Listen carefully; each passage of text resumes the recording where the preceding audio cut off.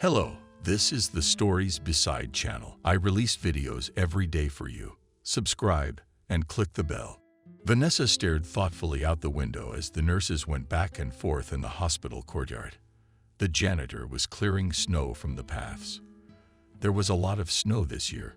It had been a long time since there had been such a blizzard, which would completely metal the roads, in a matter of minutes hiding the traces of car tires and human feet. The woman thought she had gotten off easy when she got to the hospital. She could have been lying in a cemetery by now.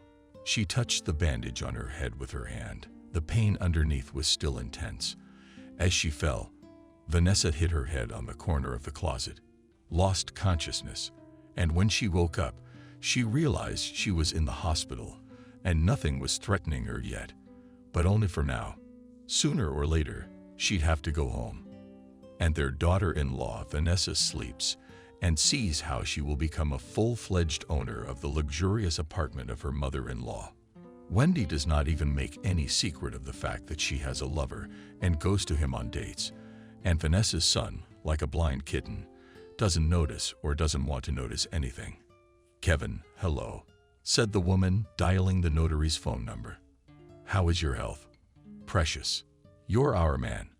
"Oh, Vanessa. What's health now? Even for the rich, it has become a dream. And for a simple man like your humble servant, Kevin, not even within reach. The whole body hurts, I'll tell you. But if you ignore some parts, you can live a little longer." The old Jewish notary laughed into the telephone receiver.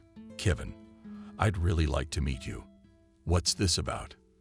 "Vanessa, come to my office anytime." This man was always happy to see the daughter of his old friend and the wife of his longtime friend David, who unfortunately is no longer alive. No, Vanessa said hastily. "I can't do it myself.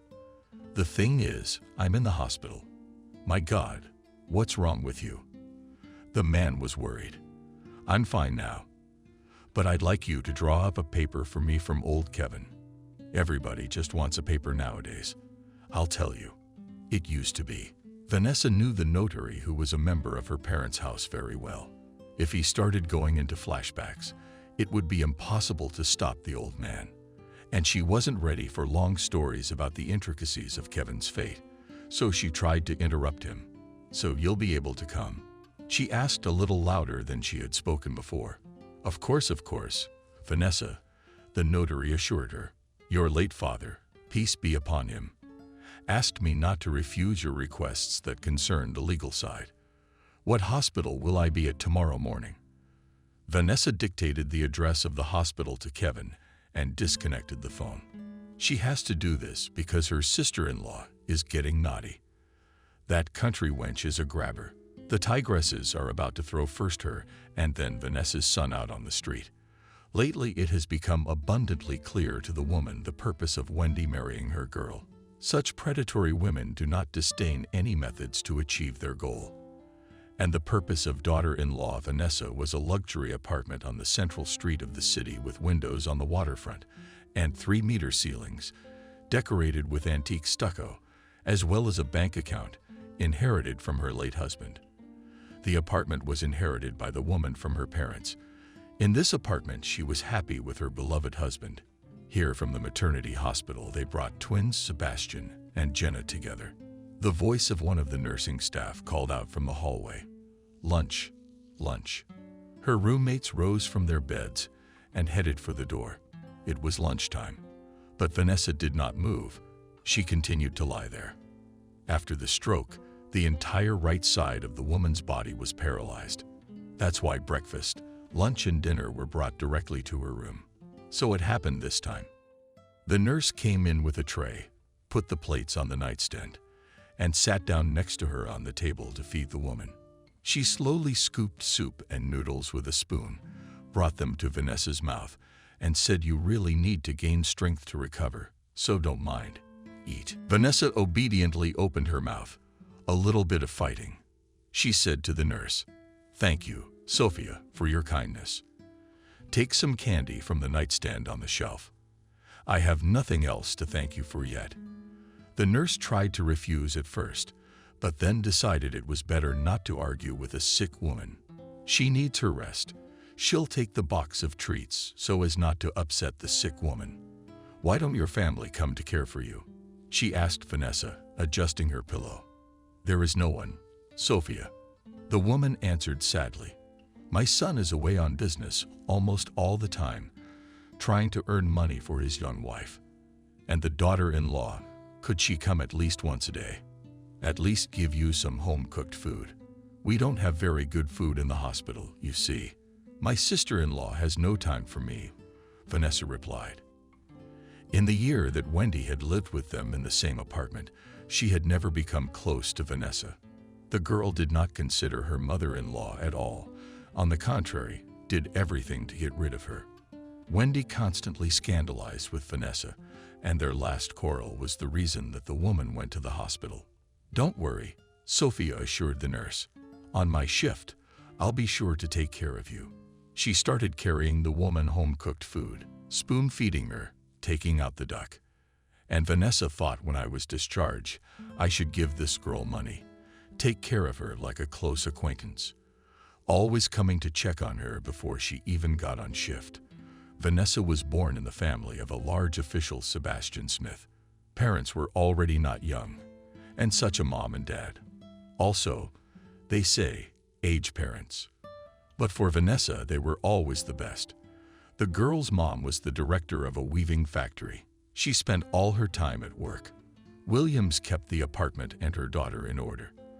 A woman who lived with them in one of the back rooms. For as long as she could remember, Vanessa had always been there. No one called the woman a housekeeper. She had long since become a member of the family, as well as a nanny. Vanessa Williams cleaned the apartment, cooked dinners, forbade the girls' pigtails, since her mother was often not at home. Vanessa confided all her secrets to the nanny, and the latter treated her like a daughter, or rather, like a granddaughter. She checked her homework, made sure Vanessa was dressed warmly for walks, knitted socks and mittens for her from sheep yarn. All diseases come from the feet, Williams said for the 100th time, forcing Vanessa to wear wool socks. Feet should always be warm. The girl didn't always obey her nanny, but they were mostly friends. When Vanessa entered the institute, her father brought an older man into the house. Williams would set the table in the large living room, arrange the cutlery, and the mother would greet the father and the guest. Introduce yourselves. Introduce the stranger to his wife and daughter. This is David. He was transferred to our department from another agency, so now we'll be colleagues. We're going to do one big thing. The man had kind, beaming eyes. Very nice, he said, handed the mother ribbons and a bouquet of flowers, and the girl a box of chocolates. Vanessa ran off into the living room. Williams, look what candy David brought. She showed the gift to the babysitter. Don't open the box. Eat normally first, the nanny warned the girl. Williams knew that Vanessa had a sweet tooth and made sure that she had as little candy as possible. At the table that day, there was a relaxed, friendly, almost family-like atmosphere. Vanessa's mom enjoyed keeping the men talking. It seemed fun. After that dinner, David began to frequent the Smith home. Usually, they locked themselves in his father's study, talked about something, and then went out into the living room, where Williams treated the men to tea with girlfriends. One day after such a tea party, David approached Vanessa. Vanessa, could you keep me company? I'd really like to take a walk along the promenade. It's such a beautiful day. It was a nice May day outside the window. The girl had a summer session ahead of her, but she didn't care much about preparing for exams and credits. She was sure that she would pass everything and move to the 5th year of the economics department. Vanessa gladly agreed to David's proposal, received a nod of approval from her father, and went to her room to change. Vanessa will graduate soon, Sebastian told David. I should already be thinking about her future. It's time to find a decent fiancé. I hope that if Vanessa doesn't mind, you will consider my candidacy. The father's colleague asked with a completely serious face.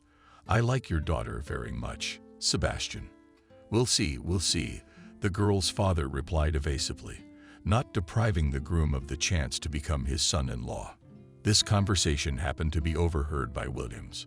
What did they think? Girls, still to walk, and they were going to marry her off. She thought as she took the dishes into the kitchen. Vanessa enjoyed the walk along the promenade. David was 15 years older than her and told her many interesting things. He even read Bloch's poems. He came to the capital from Siberia. Career. The man quickly went uphill. A true Siberian, David had a strong character and was not afraid of difficulties. He knew that he had a special place in this big city. The only thing that did not work out for the man was with women. It was high time to get married. This hinted and his colleagues. But where to meet a woman who will be a faithful wife and friend when you are constantly at work or on business trips? Sebastian's daughter charmed him at first sight with her directness. The girl was well brought up, studied in one of the best universities in the country. Not bad. Herself. Vanessa and David began to meet sometimes, spent time in cafes, went to the movies and exhibitions. After the session, the girl had a lot of free time. Outside the city, the family had a large dacha in a pine forest. Usually Vanessa and her nanny spent the whole summer there. Williams thought that Vanessa should breathe fresh air, not exhaust fumes, and took her to the dacha.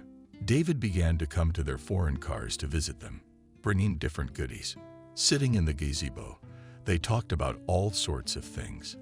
Only the man did not like questions about his work. "It's the most boring thing I can tell you," he said. Vanessa didn't really insist. She asked more out of politeness how things were going at work and didn't want him to talk about it at all. Williams did not interfere with the young people, but looked out of the window, noticing things that a stranger would not have noticed. For example, she saw the man looking at Vanessa with amorous eyes, how each time he tried to take her hand. But Vanessa was not particularly amenable to such manipulation. Williams brought her up well, taught her that with men you need to keep an ear to the ground. Strictly for our girl Zhenya, their view on the ice case, 15 years older. She should have a young one to run to dances. The woman thought to herself, taking a tray of pies out of the oven. She put tea and treats on a tray and took them to the gazebo. "Enrich yourselves," Williams said, and went into the house. "Your housekeeper's pies are very tasty," praised David. "I can't get enough. I can't get enough. But my hands are still reaching for more." In mid-August, Vanessa and Williams returned to the city. Soon Vanessa will start the most important period. She has to prepare for her diploma. Before the new year, David returned from a business trip. A man came to their apartment. He and his father talked about something in the study for a long time. When they came out, the father told Vanessa and her mother that David wanted to talk to them. "I would like to ask you." He turned to the father's wife, Vanessa, and to Sebastian. "Your daughter's hands. I've been in love with Vanessa for a long time. I promise I'll do anything to make her happy." Cheeks. The girl's proud scarlet coloring. She sat with her eyes down from the doorway. Williams was watching. Now it was time for the groomsmen. "Matching David to our girl," she thought. Vanessa's mom smiled like that, and Vanessa agreed. "Did you ask her?" "I'm sorry. No." The groom was embarrassed. "I decided to enlist your support first. But Sebastian and I will be happy to have such a decent and respectable man by our daughter's side. What do you say, daughter?" She looked at Vanessa carefully. She could not say that Vanessa was in love with David, but she definitely liked this adult, intelligent man. He made her feel at ease with him. In all this time, he had never once done anything to push her away from him. "I agree," Vanessa replied, looking into David's eyes. "This case needs to be cleared up," her father said cheerfully, pulling a bottle of champagne from the bar section of the buffet wall. Williams jumped up, setting it on the table and a box of chocolates. Sebastian poured the sparkling wine into glasses, looked around at everyone present, and said, "But now we are calm for our daughter." Advice, as they say, and love. The young all took a dip. The clinking of glasses brought a share of joy and fun in the slightly tense atmosphere of matchmaking. "You'll get your diploma and you can have a wedding. I'll make sure it's the most beautiful and lavish. After all, Vanessa is my only daughter. New Year's Eve was coming. This holiday always gave hope for the best. Everyone was in high spirits. Vanessa felt that a new life and many joyful events were ahead of her, one of which was a wedding. But fate ordered otherwise. When the New Year's vacation was over, the household returned to their usual activities.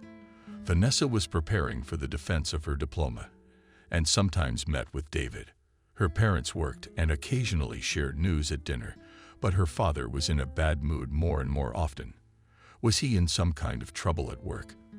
Vanessa could hear her mother reassuring her husband. "Everything will work out.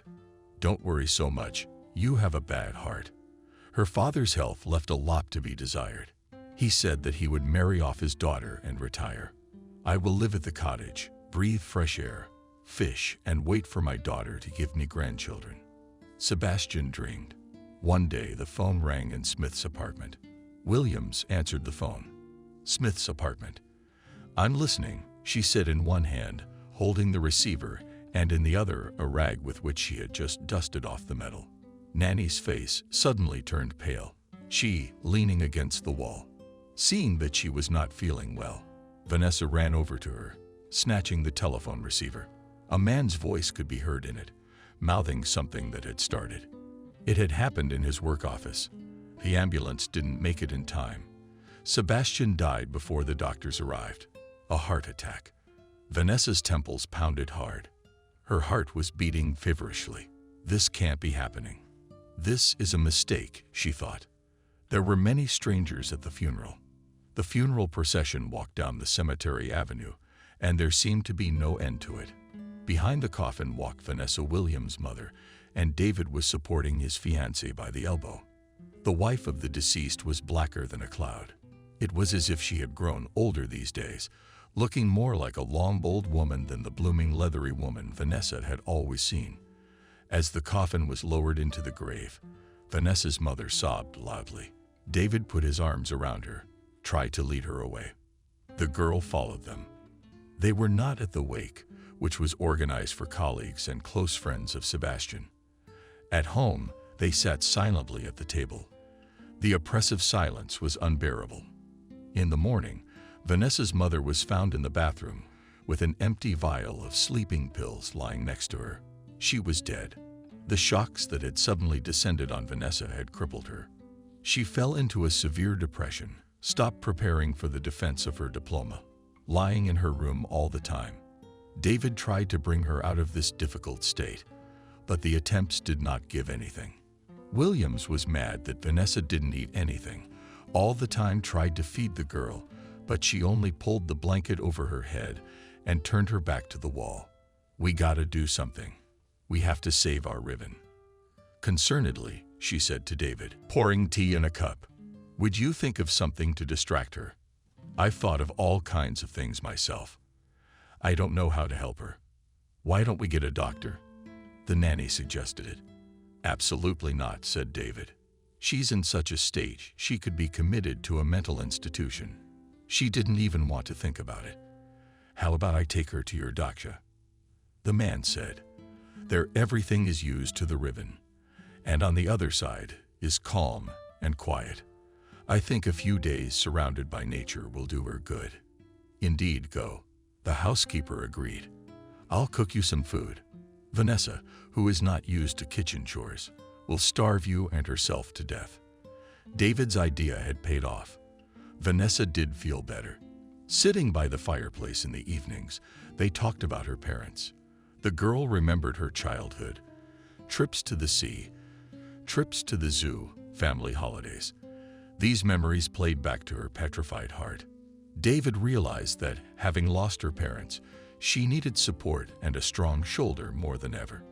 "You know," Vanessa said he to her, looking at the fire in the fireplace, "I think your parents are at peace with you now. They know you have me by your side. They have given their consent to our marriage, their blessing. I will take care of you. We'll take care of their graves together, visit often. The grief will gradually become less belligerent. You and I will never forget them. But we must move on." "What do you mean?" Asked Vanessa, I think a lavish wedding is out of the question. A year of mourning at least. But you can't be left alone and unprotected right now. Do you understand? The man took the girl's hand and looked into her eyes. I propose that you and I get married. If I become your husband officially, I can always be there for you. You're probably right, Vanessa replied. She needed David. He's calm. He's caring. She didn't have anyone else so close to her. The man reached out, hugged and kissed her. She felt his strong body, gradually dissolved in his embrace and kisses. Taking the girl in his arms, David proceeded to the bedroom. A month later, they signed the marriage. Just came to the registry office in two, signed the document and exchanged wedding rings. At home, Williams set a festive table. She herself sat down next to the young ones. Solemnly said the woman and raised a glass of champagne. Live happily ever after. Life went on as usual. Vanessa defended her diploma, got a job as an economist, gave herself to work. David was promoted. The responsible position required from him dedication and time. He often went on business trips, but every time he returned, he appeared at the doorstep of their apartment with a bouquet of flowers and gifts for his beloved wife. They became very close, dear people. Despite being busy, they used every opportunity to be together. In summer, they went on vacation to the sea, and in winter, they spent time at the dacha, enjoying snowy landscapes and pine aroma. The spouses dreamed of children. But Vanessa is not pregnant. She went to the doctor several times, but the gynecologist said that her health was fine. David refused to go to the hospital, saying he didn't have time for this nonsense. He was healthy, and it was just, apparently, not yet their time to become parents. Lying in the hospital room, Vanessa thought that she had brought up her son correctly. He was her helper, but her daughter, the woman tried not to think about her daughter Jenna, because every time she thought about her, her heart ached. It had been 10 years since Vanessa and David had gotten married. They were preparing to celebrate Vanessa's husband's 50th birthday with Williams. The woman was putting together the menu when suddenly she felt a bad feeling a little wash over Neil's eyes. A nasty lump came to her throat. Noticing something amiss, Williams brought a better glass of water. Worried about her health, Vanessa asked her, "Yes, I'll go swear in later. Yes, doing our business with you." Vanessa mumbled and went to the bedroom. Despite the lack of children, she and David were happy. Her husband loved Vanessa without memory, protected her from trouble, made sure that she didn't need anything. He kept his word to her parents, and Vanessa was happy with him. Every day she felt more and more warmth toward this man who was already starting to sit up. When David came home from work, Williams met him in the hallway. "Where is Vanessa?" the man asked. "Resting in your bedroom. She wasn't feeling well, so she lay down," said the woman, taking David's coat from his hands. "Are you going to have dinner?" "I'll go and see how Vanessa is feeling later." The man went to the bedroom, and she lay there with her eyes closed. Vanessa seemed to be asleep, but she was just immersed in her thoughts. She didn't hear her husband enter. He quietly sat down on the bed, took his wife by the hand. "Darling, what's the matter with you? Are you tired or sick?" Carefully, tenderly asked David. "Yes, I felt sick. So I lay down," replied the wife. "You should see a doctor. I will arrange to take you to the clinic tomorrow. It will pass. Sebastian, don't worry." Vanessa tried to refuse to see the doctor. She hated going to hospitals. "Don't even argue, or I'll rope you in and drive you by force," her husband joked. The next day, as promised, he took Vanessa to the clinic, where she was examined. It turned out that the reason for the woman's indisposition was pregnancy. The spouses were beyond happy. And Williams, having learned the happy news, started to bake a holiday cake. "This is the best gift for my anniversary," David marveled. "I can't imagine what could make me so happy. How much I love you, my dear." At the first ultrasound, it became clear that Vanessa and David were having twins. "Oh, my goodness," my husband said happily. "To shoot 2 kids at once for the sake of 2 kids at once. The second medical screening showed that a boy and a girl would be born. The spouses were glowing with happiness, and a son and a daughter at one time. Sister and brother will be friendly, always support each other, and parents will try to bring them up worthily. Despite the fact that the pregnancy was hard, and Vanessa had to go to the hospital from time to time, childbirth went without complications. The first to the light was Alyosha, and 2 minutes later Vanessa heard the cry of the girl's son. The parents came up with names for the children in advance. The girl decided to call Jenna because that was the name of the late mother David, and the boy in honor of Dad Vanessa. The daughter was born chubby, strong, and the boy was born weak, weighed only 2 kilograms, 600 grams. For several days he was not brought to his mother. Vanessa was worried, but the doctor said that it was normal for twins to be born and that everything would be fine. David came to the maternity hospital every day to visit his wife. As a respected man in the city, he could not refuse visits. Every time he entered the room with a bouquet of flowers and a bag of fruit, smiled a happy smile. "How are my birds doing?" The man would bend over to the babies and admire their cute little flyers, touch their fingers, take them in his arms, and walk around the ward. "How happy I am, my dear. Pretty soon there will be lots of baby laughter in our house. Those little feet will be running from room to room, and Williams will follow them with porridge and cakes." The couple laughed and rejoiced at the birth of their children. They were now mom and dad, and 2 adorable little ones. How happy their grandparents would be together with them. The fact that the parents did not live to see this joyous event was the only reason to be a little sad. Everything else in life seemed rainbow and cloudless, but the children grew surprisingly distant from each other. Unlike the other twins, who, as people say, are always together and almost never apart, Jenna and Sebastian were not friends. They often fought over toys at school, occupied desks away from each other, and never played together in the yard. Parents did not understand this behavior. You have to stand up for each other. You were in the womb together, weren't you? We were almost born at the same time. And you're taking it? Once again, the father reprimanded his daughter and son. "Aren't you ashamed? Sebastian poured black paint on my drawing, and now I have to paint again." To hand in my homework to the teacher, she tearfully complained. "Daddy, it wasn't me, she pushed me. That's why the paint spilled," Sebastian justified. "Stop it," the father said sternly. "You are brother and sister, so you should help each other, not quarrel. Go home, here, and make up now." The children's truce did not last long. They quarreled constantly, easily finding reasons to quarrel. As they grew older, they fought even more violently. One day Jenna from cut with scissors favorite t-shirt money. Then the guy took her hairspray and ruined her dress, which was prepared for the prom at school. Parents rushed into the room at the noise. The kids are all grown up now, about to graduate from high school, fought desperately like street teenagers, and the father dragged Jenna and Sebastian to different corners. "This is unthinkable," he scolded his offspring. "You're not just sibling twins. You're supposed to be one, but you're constantly pulling away. When will it finally stop? I'm asking you." "Soon, Daddy," Jenna said. "Soon, I'll go to college and leave you. Then live here with your favorite girl." Because the son was born weak, his parents, without realizing it, did more favors for him than Jenna, and the girl took offense to that. She was an excellent student, drew beautifully, gave great hopes in art school, dreamed of entering the Academy of Painting.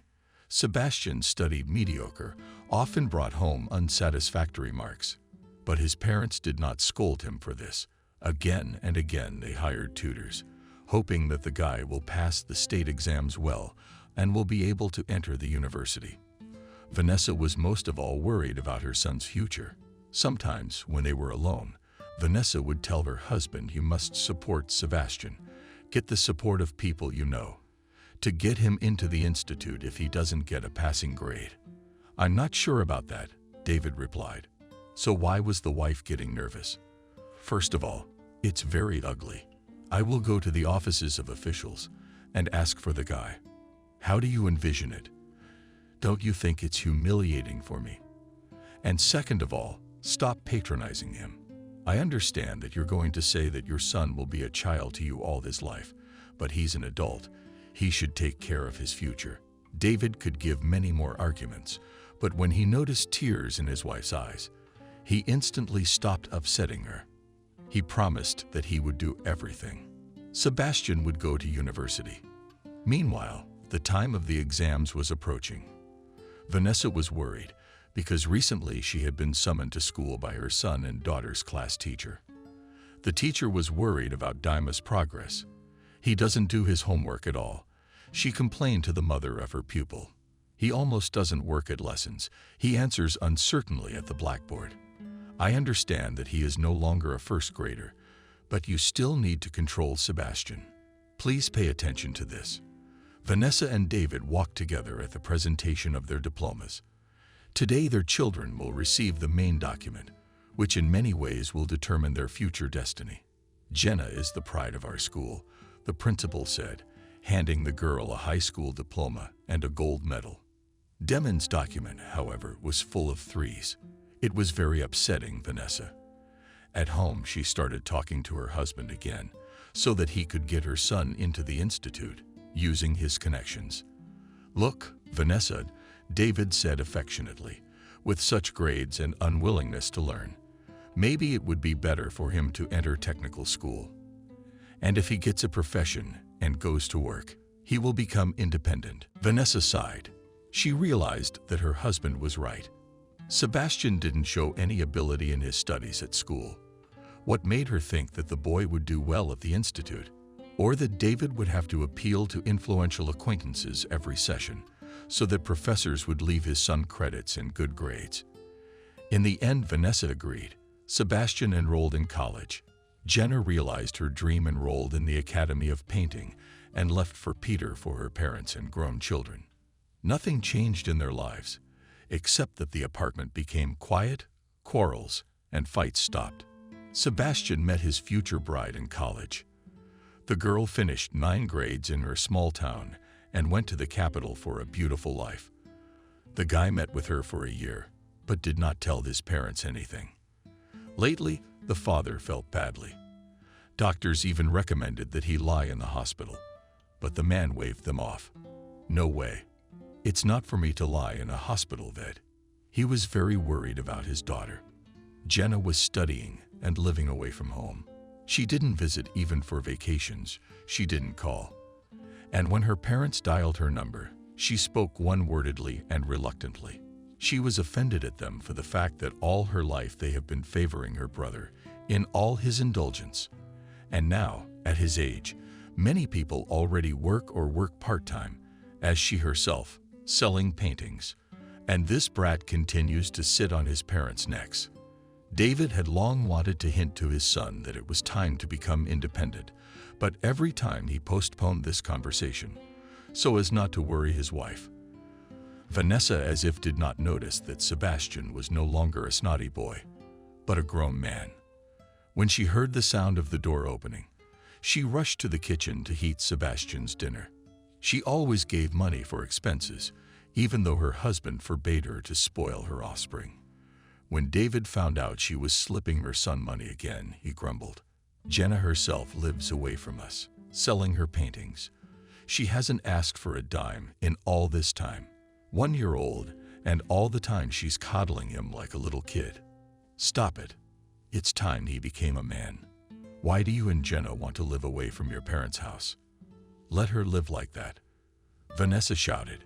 Sebastian had been getting it from her all his life, like a cat and a dog. Let him enjoy the peace now. Didn't you give Jenna money quietly? And now you're probably putting it on a card as soon as you get a chance. Don't compare, Vanessa. Sebastian's a man. He should act like one, not sit under his mother's skirt. David was angry. His face instantly turned a shade of purple. He's not sitting. Vanessa continued to defend her son. She was offended that it was possible to play on her favorite. He's studying, getting a profession, just like you wanted. When he gets his diploma, he'll go to work. It's hard enough for him now. But of course, Your Sebastian is having a hard time with something that other people don't have a problem with. And Spartacus, David, you suddenly grabbed your heart and fell on the couch. What's with you and your wife running around him? Are you sick? Wait, I'll get some medicine from the kitchen. The woman ran away, took out the medicine cabinet, quickly went through the pills and vials with medicines, poured a glass of water. When she returned to the living room, the spouse was dead. The EMTs had diagnosed a heart attack. Jenna arrived on the day of the funeral. She quietly entered the apartment. The mirrors in the rooms were covered with black scarves. The mother sat at the table, unmoving. "Hello, Mother," the girl said. Vanessa didn't even turn her head. Jenna approached, put her arm around her mother's shoulders, and said quietly, "Hold on." But Vanessa jerked away from her. She hadn't shed a tear at the funeral, just stood silent. When the coffin was lowered into the grave, she walked over and threw a clod of earth first. Slowly, she walked away. Sebastian followed her. Jenna waited until the cross was placed on the grave, placed a large basket of red carnations at the headboard. The wake was being held at home. Only relatives and a few of David's colleagues came. Everyone had something nice to say about the deceased. Jenna decided to speak up. Dad was a wonderful man. He was loved and respected by everyone. He was an authority in the service and an authority in the family for us, his children. You killed him. Vanessa looked up from the table. They looked at the woman in surprise. It was you he was worried about, and his aching heart couldn't take it. Tailed back the first chance she got, went far away and left her father and mother. And now you say you loved him. Is that what loving children do? Killing your own father is what you are. Mom, are you saying something like that? Jenna exclaimed. Why are you calling me Daddy's killer? Because you're the reason we argued the day he died. You made him so nervous that his heart couldn't take it. You tore his heart to shreds. I'll never forgive you. Vanessa dropped her head on her hand, and Jenna jumped out of the house. The guests, one by one, quietly got up and left. They had witnessed a disgusting scene. Vanessa had been observing mourning for her husband for a year. She and her son had gone to visit his father's grave. As they cleaned up the collected grass, the woman wailed, "If you knew how hard it is for us without you, my dear. The girl and I are all alone. Williams has gone to her village. I'm all alone on the farm. Your Jenna hasn't called at all. She hasn't even come to the grave. She hasn't brought flowers for her father. Your favorite." Vanessa, lost in herself, didn't even notice how Jenna quietly approached the beds. In her hands were red roses. "Hello, Mom," she said it through force, as if it was very difficult to say the words, and yet the evil mother said it. Conscience gnawed at her. "Come on, Sebastian." They left, and Jenna put flowers on the grave. She took a rag out of the bag and wiped the monument clean of dust. She had something to tell her father. A few months ago, Jenna had given birth to a son. They say that if in 1 year someone in a family passes away and another person is born at once, he will make up for the loss, replacing the grieving relatives of the deceased. Jenna spoke, turning to the picture on the monument. "Thanks to Nikitka, I'm relieved. Dad, he looks a lot like you, his grandfather. Ah, if you had seen him, you would have loved my baby and your grandson very much." The morning at home, Vanessa put the mourning bandage back on her head. Sebastian, who came in for breakfast, shook his head sadly. "Mommy, don't you think you should stop grieving for your father? You can't bring him back. You have to move on. Life goes on." He took a piece of bread, spread butter on it, and put 2 slices of cheese on top. "All the more so because I have important news for you that I've been wanting to share with you for a long time. I didn't dare because I've seen you killing on Daddy." "What is the news, son?" Vanessa asked. "I have a girlfriend. We've been dating for a long time. We met in college." The boy's eyes shone at the memory of his beloved. "Her name is Wendy, and she's very beautiful." The mother smiled, stroked her son's head. "The girl must be very beautiful indeed, since my Sebastian's eyes shine so much," she thought. "Tomorrow I want you to meet her and I'll cook you something nice for dinner. Of course, son, bring her to our house. Don't worry about dinner and treats." Vanessa suddenly felt her soul begin to heat up with this news. Her son was in love, and maybe soon he would marry. She would have a daughter-in-law to help her mother-in-law take care of the babies, and Vanessa herself. All the next day, she glowed in the kitchen. Vanessa was patronizing the meat in the oven, but she was cutting salads. And there was a pan of dough on the table. There would be Sebastian and his sweetheart a sweet pie with yesterday's. The woman thought of her son all grown up. He already had a girlfriend, and if everything went well, he might have grandchildren soon. Vanessa heard the sound of the door opening. She quickly took off her apron and hurried to meet her son and the guest. Sebastian introduced his beloved. "Let's get acquainted. Mom, this is Wendy, my fiancée. And this is my mom, Vanessa." The boy was glowing with happiness.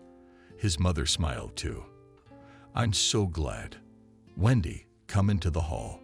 The girl was really beautiful. Her dark, long hair fell from her shoulders in bouncy curls. The precise figure attracted the eye at once.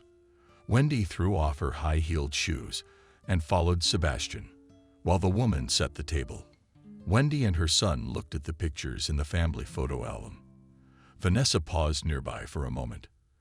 When she saw the picture of the family with her late husband and Jenna, who had left them, going to the seaside, the woman felt a little sad at the memory, but she tried to banish the unhappy thoughts from her mind.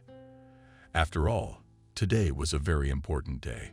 Her son introduces her to his girlfriend for the first time. At dinner, Vanessa decided to ask Wendy about her parents. Not that she cared what kind of family she was from or what mom and dad did. She just needed to keep the conversation going. "I'm from a small town. My mom and dad are simple people. My mother sells clothes at the market, and my father works as a construction foreman." Wendy answered without a trace of embarrassment. "There is no place to study, so I came here and met a girl." The girl looked at the boy in love, but Vanessa thought that she did it theatrically, naively, insincerely. Then she tried to change the subject. "What are you going to do after college?" asked Wendy, Dema's mother. "Mom, what's the matter with the girl? Let me eat in peace." Sebastian tried to spare Wendy from mom's questions. "It's no big deal. It's just that your mom wants to get to know me better." The girl interrupted him.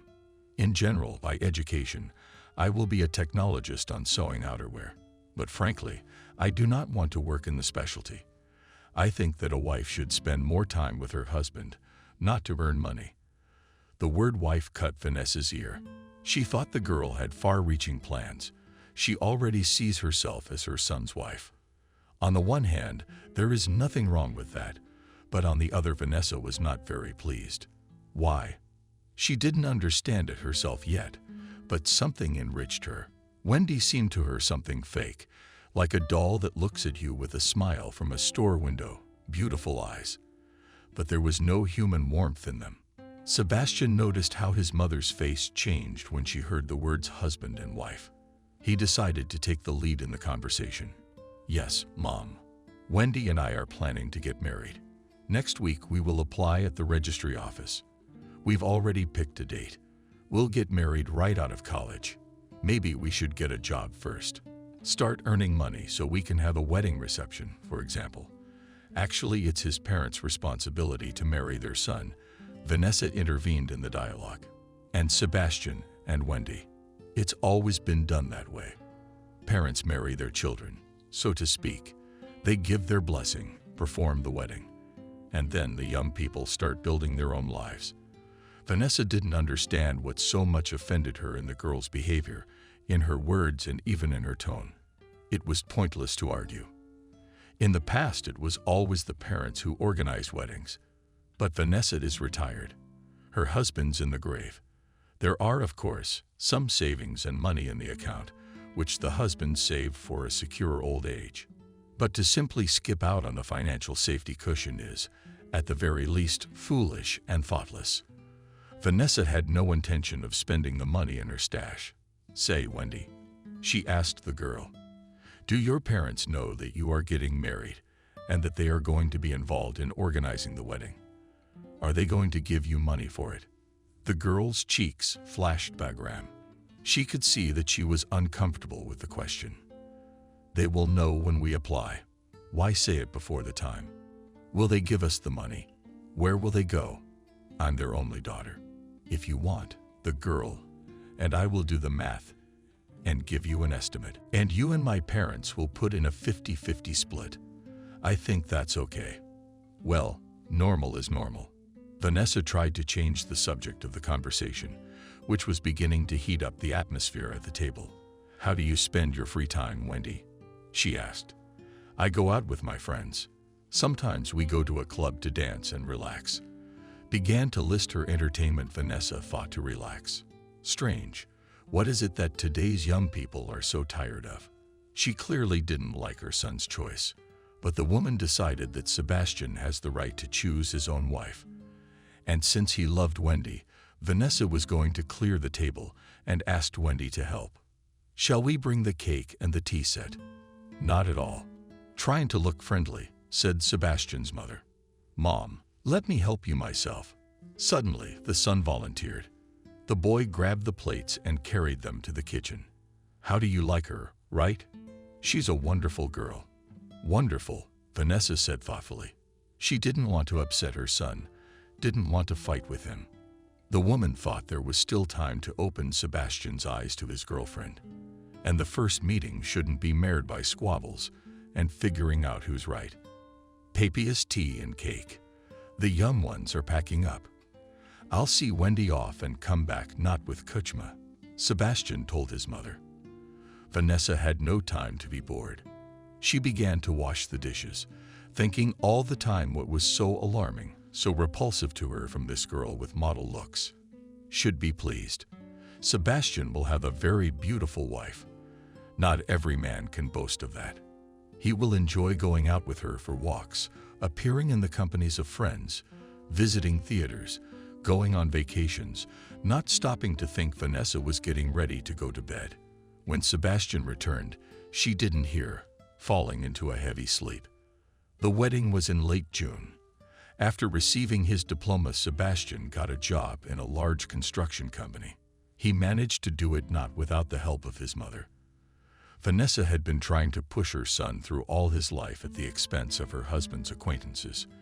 This time she called one influential official with whom David had once worked and asked for a favor. Her late spouse's buddy did not refuse. Having learned that the guy is going to start a family, was happy for him and promised to find a suitable position for him. Don't worry, Vanessa, I understand. It's the times. Who better to help kids get back on their feet than parents? He kept his promise. Sebastian had been going to work every morning for 2 weeks. His mother carefully prepared breakfast for him and waited for him in the evening for dinner. But more often than not, Sebastian would go to Wendy's right after work.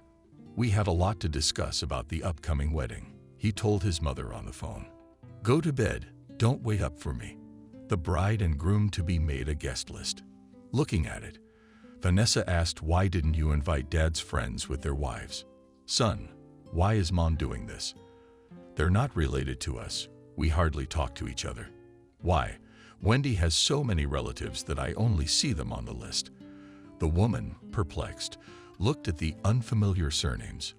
What's the big deal? It's good to have a lot of relatives. We only have Jenna. Nanny has always been like family to us, but she's old and won't go this far. There's no point in inviting Jenna, since you two are fighting. Let's not spoil the party. Sebastian said, Oh yeah, Mom, I was wondering if you'd withdrawn the money from the account. We have to pay for the restaurant, the photographer, the host, and Wendy also wants us to take a white limousine to the registry office. Vanessa sighed. Her son had been telling her for days that he needed money, and she had given him everything in the house. But to the account her husband had left behind when his father died, she didn't want it. Or maybe they'll give you an advance at work, she asked her son. You can spend it on a limousine. What's an advance, Mom? Sebastian waved his hands. Penny on the dollar, and we want everything to be upscale. And Wendy's parents are trying to cut back on Vanessa's spending again. Why don't they give money for their daughter's whims? They agree to pay for half of it, Sebastian said. But right now, they're having temporary difficulties. They'll give it in installments, then after the wedding. Interesting. So the wedding is on me, thought the upset Vanessa. In order not to upset her son, and on the eve of such an important event for him, she promised that tomorrow she would go to the bank and bring the necessary amount. The restaurant was noisy. The guests were partying. The tables were bursting with food, and the wine was flowing. The next day, Sebastian asked his mother for more money. You see, we realize that we should definitely go on a wedding trip, he told his mother. Wendy has never been to the sea in her life, so we want to go to a resort for a week. Don't you think that's a bit much? Vanessa asked. I don't. I feel that mother is against the idea. Sebastian, she would have taken offense for a long time. We are so tired from the wedding preparations, from all this noise and numerous guests, that we should definitely take a rest and unwind. So ask her parents for money, Vanessa said, starting to get annoyed. They'd promised to give half of the money spent on the wedding. At that moment, Wendy entered the kitchen, where mother and son were talking. It was obvious from her face that she had heard everything. Honey, your mom just wants us to go to work before we get married. Work from morning till night. Is that the beginning of a happy family? I don't mind your vacation at all, Vanessa said, barely restraining herself from telling her sister-in-law that it was wrong to eavesdrop. Just pay for it yourself, or ask your parents. Mom, but I told you Wendy's parents are having temporary financial difficulties. Sebastian took the side of his young wife. Did your dad leave you money? Do you have any? I know. It's in the bank and doesn't do any good except for a pittance of interest. Why not give it to us for our wedding trip? Don't you want us to be happy? Vanessa has already realized where the wind is blowing from. Wendy puts her wishes into Sebastian's head, and he, in love to the point of madness, is blinded and runs to fulfill them. And the fact that they'll be happy is a long shot. As old people say, with such a wife you will go to the world rather than find a normal full-fledged family. With a heavy heart, Vanessa went to the bank when she saw the envelope with money. Sebastian rejoiced, poked his mother on the cheek, and ran to his room to make his young wife happy. That week they vacationed at a fancy resort. Vanessa spent it thinking. The apartment was quiet. No one prevented her from indulging in memories of her husband and thinking about her son's future. Having returned from the wedding trip, the young people began to sort out their suitcases with excitement. We brought so many gifts to everyone, the daughter-in-law thought, taking out beautiful silk handkerchiefs. Alcohol, some sweets, other things. So it was to my mother that this Auntie Mata to her friends. And you too. Vanessa, we haven't forgotten. The girl handed her mother-in-law a magnet with the image of the resort where they vacationed. Here to hang on the refrigerator. You will remember our wedding trip, she said happily. Mother-in-law took the magnet on a spit and in her hands calmly went to the kitchen and molded the gift on the refrigerator door. She did not want to go back to the young ones, and she poured tea and sat by the window. The next day, when Sebastian left for work, the daughter-in-law said to her mother-in-law, I think it's time for you to move to the cottage. Why is that? Vanessa was surprised. I live here. This is my apartment. And I go to the cottage when I want to be in the fresh air. Especially soon summer will be over. What am I going to do there? What do you mean? Daughter-in-law made a big rounded eyes. Like all pensioners. Sit by the TV, relax, knit socks. After all, I'm not going anywhere from my apartment. Don't even count on it. My mother-in-law cut me off. If you want to move to the doctor yourself. And it's not only your apartment, but also my husband for Shebel. How angry the snake, Wendy. So we have the right to decide how we live and who will be around. Don't you realize that young people are uncomfortable at night when you are behind the wall? The conversation is over, Vanessa said and retired to her room. She was shocked by her unscrupulous sister-in-law's demand to leave her 5-room apartment. There was more than enough room here for 3 people. Vanessa's childhood passed here, her happy life with her beloved husband. She has a lot of ties to this apartment. And now some FIFA is going to kick her out. Sebastian came home from work that evening and attacked his mother. Apparently, Wendy had already complained to him about her mother-in-law. "What is this news?" Mom shouted. "He told me, Wendy told me that you are forcing us to move out of the apartment, to live in the country. Can you imagine how inconvenient it is to get to work at 200 hours? And Wendy even has to take the train to go to the store, and then come back with full bags. It's very cruel. I'm your son. I have the right to live in my own apartment, and you shouldn't kick us out."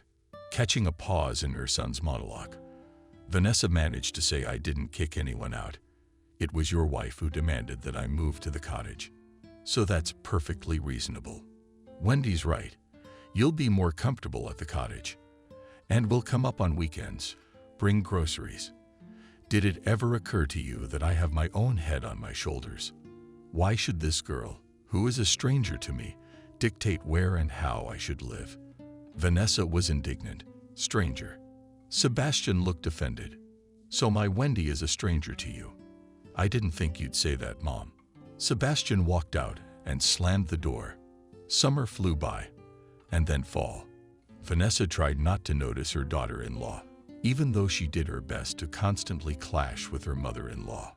She skillfully inflamed their conflicts and then complained to Sebastian that his mother was completely out of her mind. For example, today she was cleaning the whole apartment, but did not even deign to clean the floor and wipe the dust in their room with Sebastian. "My mother-in-law thinks that it is quite normal for us to live in filth like pigs in a stable," complained Wendy to her husband. "Or yesterday I ate, put my plate in the sink, and then your mom ate. So she washed her plate, and she left mine defiantly lying there dirty. Your mother does everything she can to make our lives a nightmare." Sebastian would run over to my mom's house and start a fight. "Why don't you dust our room at the same time? Didn't you have the energy to wash an extra plate? You know, son, you take care of yourself, don't you?" Vanessa replied, "Your wife could just as easily take a bucket and a rag and mop the floor. A good daughter-in-law would clean the whole apartment herself to help her mother-in-law." "Oh, I'm a bad wife too," screamed Wendy. The girl was eavesdropping in the hallway, leaning against the black Kosenko. "Your mother is crossing all boundaries. She wants to divorce us." Looking reproachfully at his mother, Sebastian rushed to comfort, theatrically clasping his hands and letting a fake tear fall, the young wife. One day Vanessa saw her son packing a suitcase. She was afraid that the newlyweds were going to move out. She wasn't ready to lose her son. The woman worried. She asked, "Are you going somewhere, son?" "Yeah, my mom's sending me on a business trip. I'll often go to the neighboring town. Our company has a new facility there. I'm in charge of it," Sebastian said. "It's a promotion, you know. The salary will be higher." Vanessa was happy for her son. She hugged him, then looked out the window. Mila, a snowstorm. Winter had started unexpectedly fast. A lot of snow fell at once, and the weather came with surprises in the form of cold wind and from Russia. "Be sure to take a warm sweater," her mother said thoughtfully. "You'll probably spend a lot of time outdoors. God forbid you catch a cold." The woman handed her son a knitted sweater, and he put it away in his suitcase. "Thank you," thanked Sebastian to his mother. "Do you know where Wendy is?" "I don't know. She left this afternoon. Still no sign of her. I asked her to get some milk. Wanted you to make pancakes. I'll call her and remind her." "Don't worry, Vanessa." He sat the woman on the couch, sat down next to her and hugged her. At that moment, she felt the warmth of a relative again. The mother put her head on her son's shoulder, and he married early. And he chose the wrong girl to be happy with, she thought. Lately, she had been feeling that Sebastian was suffering, that not everything in their relationship with Wendy was as smooth as he would like it to be. Her sister-in-law returned late. Sebastian started asking her from the doorstep why she had come at such a late hour and where she had been. "At a friend's." "You're sitting up late," the young wife said to her husband. "It's been a long time. We chatted for a while, but they didn't notice how the time flew by. The subway was already closed, so we had to take a cab back. Did your mom ask you to buy milk? Sebastian saw that his wife had nothing in her hands but a handbag. As if I had time to go shopping, Wendy replied rudely. Couldn't she have bought it herself? Mom's not feeling well. You know she has blood pressure. But don't be afraid of anything on me. Try to soften the tone of the girl. We'll do without milk today. Moreover, it's late. It's time to sleep. The next day, the son left on a business trip. Since the morning, Vanessa had a bad headache. She took a pill, tied a towel on her head to somehow reduce the throbbing in her temples, and lay down, dozing off. After a while, Vanessa woke up to a loud noise. The woman struggled to get up, went into the kitchen.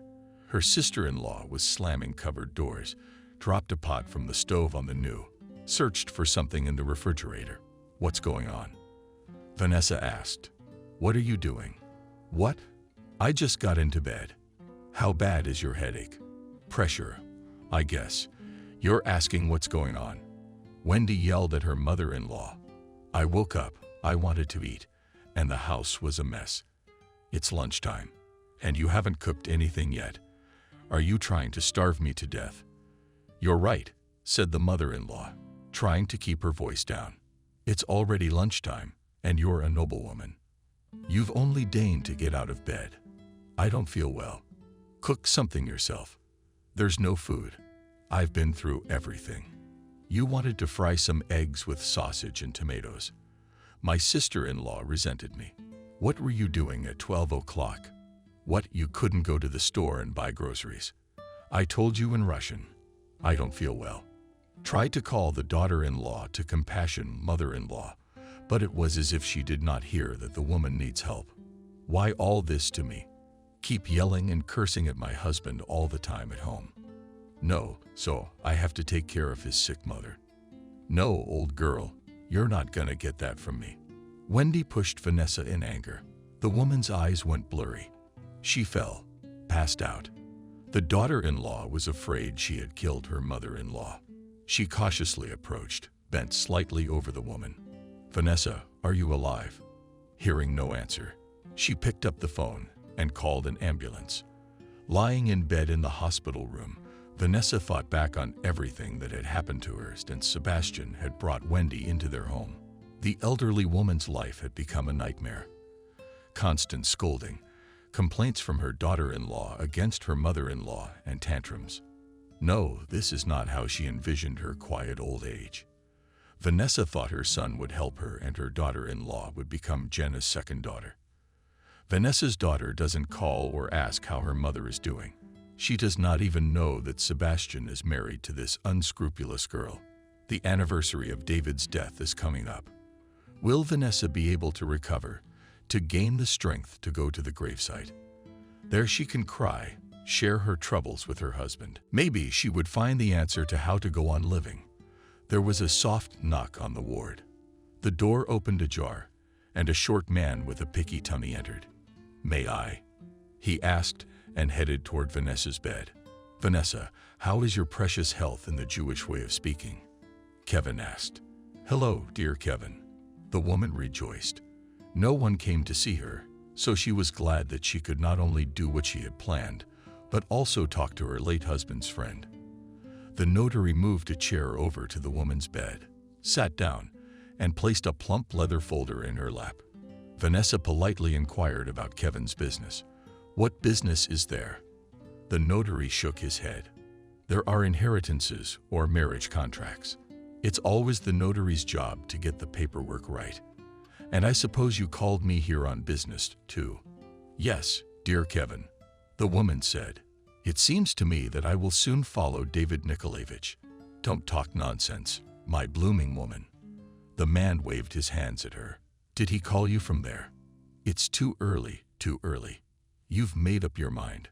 What business do you have with me? Vanessa asked the man to raise the cushion higher so she could sit on the floor. It made her more comfortable. She shared the latest news with an old friend of her husband's. She complained about her daughter-in-law. My son's wife is a completely unscrupulous person, Vanessa said. She only wants money and our square meters in the center of the capital. Do you realize now what kind of a snake my son has harbored?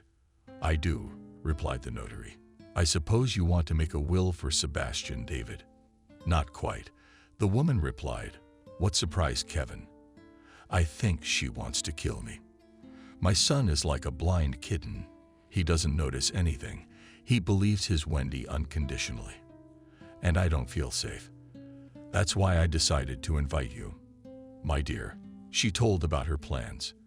The man's eyebrows flew upward in surprise, then swore, then fell back into place. In the end, he sketched out a preliminary version of the will on paper, gave it to Vanessa to read. Yes, said the woman, handing the paper back to the notary.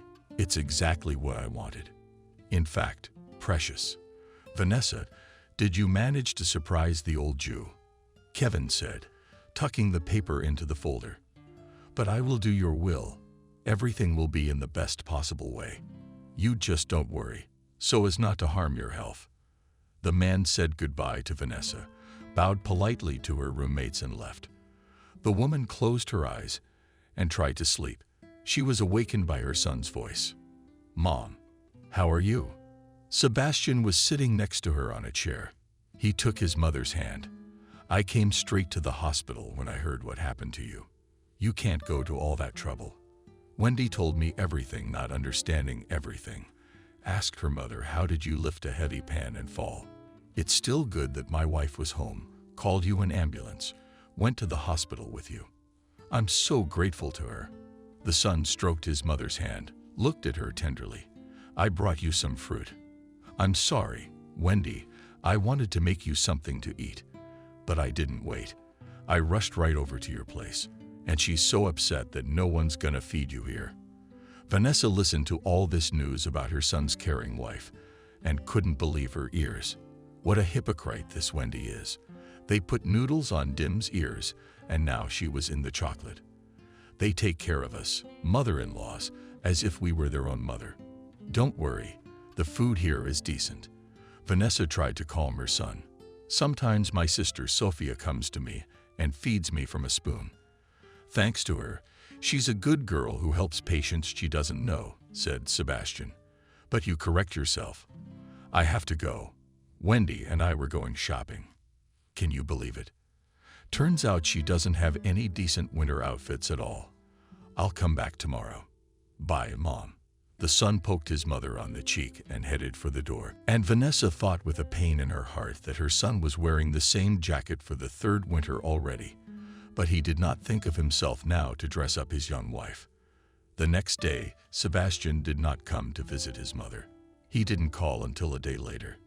Late at night, Mom, how are you? He shouted into the phone, trying to shout over the loud music playing. I'm sorry I didn't stop by. It's just that it's my colleague's birthday. We're celebrating. I couldn't not go. I'd have offended a good man. Are you coming tomorrow, son? Vanessa asked. I can't make it. Mom, I'm going on another business trip tomorrow. Sorry, Sebastian's disconnected. The phone rang with a short beep. Vanessa spent a month in the hospital. Gradually, her motor functions recovered. At her rounds, the doctor said she was making progress in her recovery and joked cheerfully that you'd soon be running on your feet, dearie. In the meantime, just rest and follow my recommendations. Yes, I must have fought back, Vanessa said sadly. Now I can't go to the cottage. What will I do there if I barely moved to the grave to my husband? And you do not give up. Hope for the best always gives a good result, the doctor reassured the woman. Everything will be great for you and me. On the day of discharge, Sebastian arrived at the hospital. Before going up to his mother's room, he went to see her doctor. Tell me, doctor, can Mom make a full recovery? The doctor noticed that the boy was anxious, worried about his mother. Absolutely. Don't even doubt it, the doctor replied. We've treated her well. Now it's up to you. It's up to us. Sebastian didn't understand. Vanessa needs care, rest, and massage. Of course, good nutrition is very important because the patient's body is weakened. The doctor gave some more recommendations on how to take care of the patient. He signed some papers and allowed Sebastian to take his mom home. Her son drove her to the hospital exit in a wheelchair. They walked to the car in small steps, taking short breaks so Vanessa could rest. The guy realized that it would be difficult for them to get home with their sick mother on public transportation, so he called a cab. Looking at his mother's legs, he thought it was good that the house had an elevator. Otherwise, we'd be climbing stairs with her. At home, he helped her undress, put her to bed. "You get some rest, and I'll cook something to eat," said Sebastian. He bought dumplings, and the package is just boiled. "Where's your wife, son?" asked Vanessa. "She went to a friend, and they are planning where to go on New Year's vacation." She heard the voice of her son, who went to the kitchen to make dumplings for himself and his mother. Vanessa noted with annoyance that her daughter-in-law did not care about her son at all. She only had entertainment on her mind, which required serious expenditures. When the woman entered the apartment, she noticed that at-home things were lying on the floor, and in the hallway stood an unassembled suitcase of her son, which he took on a business trip. The mother felt bad for Sebastian, but she also chided herself for not being able to change his mind about marrying this version of griping. When he had first brought her into their home, one had to insist to open her eyes. Sebastian, that this cowardly will not make him happy. That's where it is, the longing when a sick mother-in-law and a starving son needs help. Sebastian returned to his mother's bedroom with a plate of hot dumplings. He helped the woman into bed, adjusted the pillow. The son took care of his mother as best he could. Clumsily, the dumplings fell apart, and the slice of bread he brought was clearly not the first freshness. Vanessa was worried that she couldn't go into the kitchen yet, with the former ease of kneading the dough and baking Demkin's favorite pie with yesterday's. "Very tasty," she said, pushing her plate away. "Yes, you only ate 3 dumplings. Let's have some more." Sebastian was encouraged by his abilities. No, Vanessa said no. "I had enough to eat." She once again told her son that the food was very good. Not to upset him, the woman saw that he was already preoccupied with the absence of his spouse and did not want to escalate the situation. To get well, she needed peace, and as soon as she recovers, she will restore order in the apartment and in the life of her beloved son. Through her sleep, she heard Wendy return.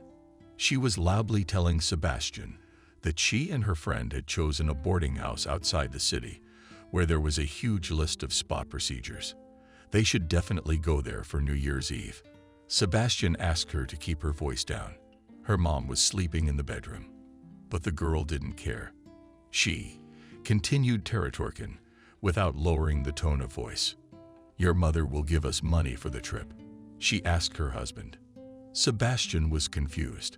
Before leaving on the business trip, he had brought Wendy's salary and bonuses for 6 months. Had the money run out so quickly? "You think I'm eating air here while you're driving around your facilities on the muzzle of the Sponge Girl, and your mother to feed at the hospital. What was I supposed to buy groceries for? Fruit? Vitamins? If it wasn't for me, she'd be in the hospital for months." "Tisha, calm down," Sebastian told her. "I just thought we have enough money for the party, and we could put some money aside for groceries. I didn't think I'd marry a man who would count every penny I spent and make me account for it." Wendy was mad at her husband. All right. Sebastian tried to hug her. "I'll try to think of something so you and your friend can go to your spa treatments." "What's the date of the trip?" "January 11, Wendy answered. She was already smiling and kissing her husband. Sebastian was thinking, calculating something. "Oh, I'm sorry, darling," he suddenly said. 11. "I'm going on a business trip for a week." "So, continuing to ride in your spouse's ear?" asked Wendy. "My friend and I are going without you." "That's understandable. But who will Mom stay with?" "She needs care and supervision," said Sebastian. Wendy was really angry. Now Vanessa didn't even have to listen to her daughter-in-law's every word from Spain. "What on earth is this?" she screamed. "No sooner had I gotten married, and I'm already a crippled cousin. I wasn't a nurse. I dreamed of a happy life with you. And what did I get? Endless days with an elderly mother-in-law. How can you talk about my mother like that? Sebastian was outraged. We can wait a little longer. She'll get better. And we can go wherever we want. You must realize that it is impossible to leave her alone. A nurse or something. Wendy kept yelling. Honey, I don't have any more money. I gave you everything. And you've probably already spent my salary and bonuses. Oh, I'm being scolded for every penny of it. Wendy took quick steps toward her and her husband's room. All right, that's it. I've had enough. I'm packing my bags and going to my parents. They've never denied me anything. Sebastian rushed to stop her, promised that she would definitely go, but later, realizing that at home in her small town, a gray, joyless life without beautiful things and entertainment awaited her, Wendy gradually calmed down and began to arrange the things she had already thrown in her suitcase back on the shelves in the closet. Mom, good morning, greeted Vanessa Sebastian. Walking into her room, I overslept. Wendy and I went to bed late last night, in a hurry to get to work. Wendy, you'll be fed, and in the afternoon the Monsieur K will come. Okay, son, the woman replied. The daughter-in-law was in no hurry to feed her mother-in-law breakfast. She turned on loud music, took a long shower. Having cleaned herself up, Wendy went to the kitchen. She decided not to anger her husband. I could see that his nerves were already on edge, and there was no time to quarrel.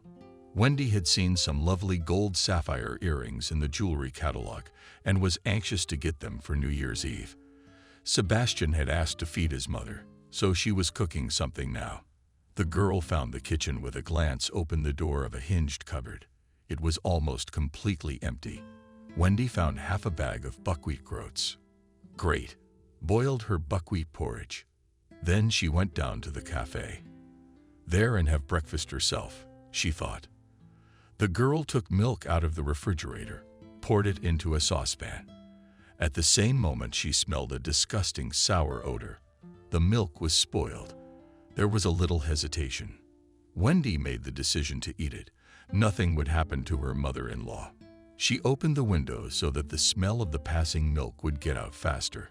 Boiled porridge, put a few spoonfuls of buckwheat in a plate, and went to Vanessa's room. How is your mood? Asked her sister-in-law, pulling a friendly smile on her face. Good, quietly replied the mother-in-law. And I made you breakfast. Smiling, Wendy continued to speak. She handed Vanessa a plate and a spoon. The woman ate a couple of spoonfuls as suddenly she was embarrassed by the vomit. Vomited and flowed on the pillow, dirtying the sheet and blanket. What on earth is this? Indignantly shouted at her mother-in-law the girl. How long will you make fun of me? Now I'll have to clean it all up. The food is ruined. Wendy. About sour porridge it, coming to her senses, muttered Vanessa. Nothing is spoiled. The sister-in-law tried to keep her cool. She decided not to quarrel with her mother-in-law, so that the latter, seeing how Wendy looked after her, would give her money. Let's clean all this up now. Wendy helped the woman up, sat her on the bed, and she pulled a clean set of linens out of the closet, carefully separated the bedding from the dirty one, and took it to the bathroom. When she returned, Wendy changed Vanessa's nightgown and tucked her back into bed. The girl sat down next to her. You're probably right. The porridge did smell strange. Wendy began to speak in an angelic voice. I'm sorry, I wasn't looking.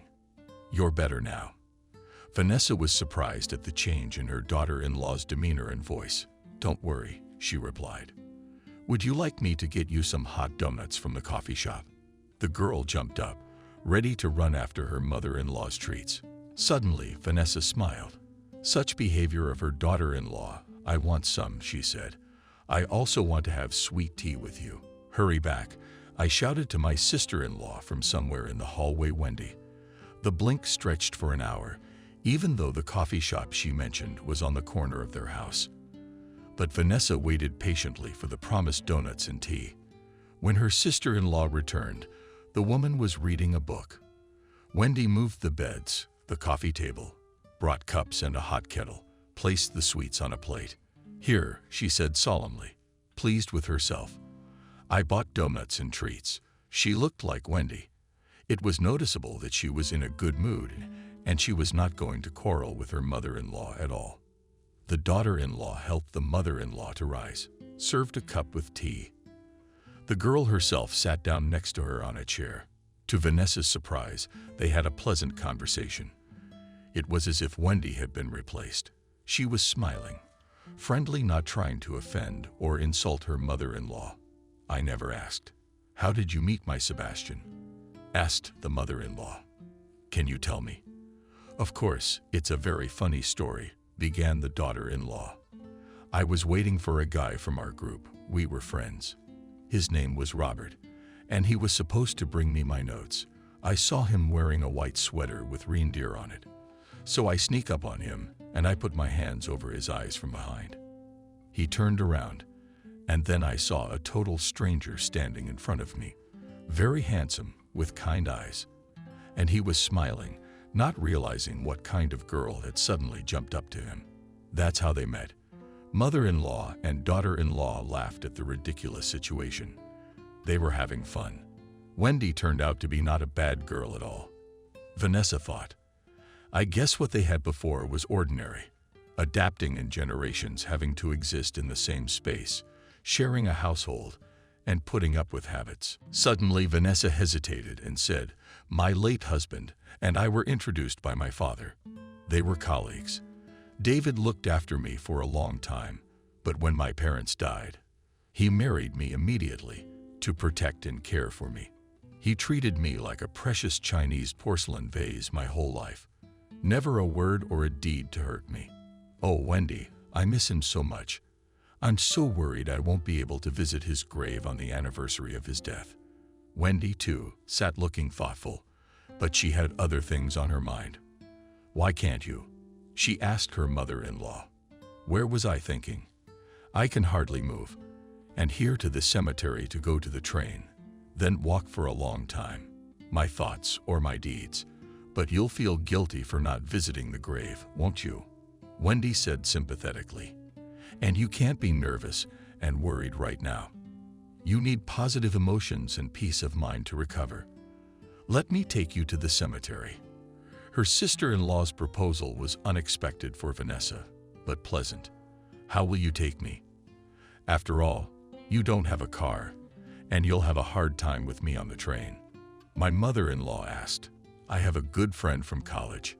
I'll ask him. We used to be friends. He will not refuse me, assured the girl. Vanessa, thank you. The mother-in-law took her daughter-in-law's hand, stroked it gratefully with her dry palm. Wendy did not live in Robert's arms. He was an excellent lover. Not like her Sebastian, except he didn't work anywhere. Spent a lot of time in bars and clubs, always asking her friend for money. Sometimes, when the girl's husband was on business trips, Wendy went to have fun with Robert. She herself paid all the bills in the club, and he paid her with caresses and sex that took her breath away. You should have known what I had to put up with that corgi talking. And when I made her bed, I almost ran to the toilet myself. Can you believe that old Jim shits on the bed too? Disgusting grandmother. But you put up with it. Her lover advised her, pressing her to his chest. And just in case she kicks you out of the house, husband will remain, and without a luxurious apartment, and without money. What will we have fun with then? I try, but it's so unbearable, the girl wanted, pulling the sheet over her head and chest. The young man took from the nightstand cigarettes and smoked right in bed. I have a plan to get rid of the old woman, said Wendy. What kind of plan? Asked the guy without looking at her under the guise of going to the cemetery. You and I will take my mother-in-law out into the deep woods and leave her there. She will either freeze to death or be torn apart by wolves. No one will ever know. There's never even any people there. No one will help her. They are too cruel. The boy hesitated. She's still a human being, but she's elderly and disabled. And to sit without money every day, to change her bed and feed her hated mother-in-law is not cruel, don't you think? Wendy had to convince Robert to help her. Yes, no money is bad, of course, the boy confirmed. But here's the feeling. "The power of persuasion," said Wendy. "My mother-in-law has an account left to her by her late husband.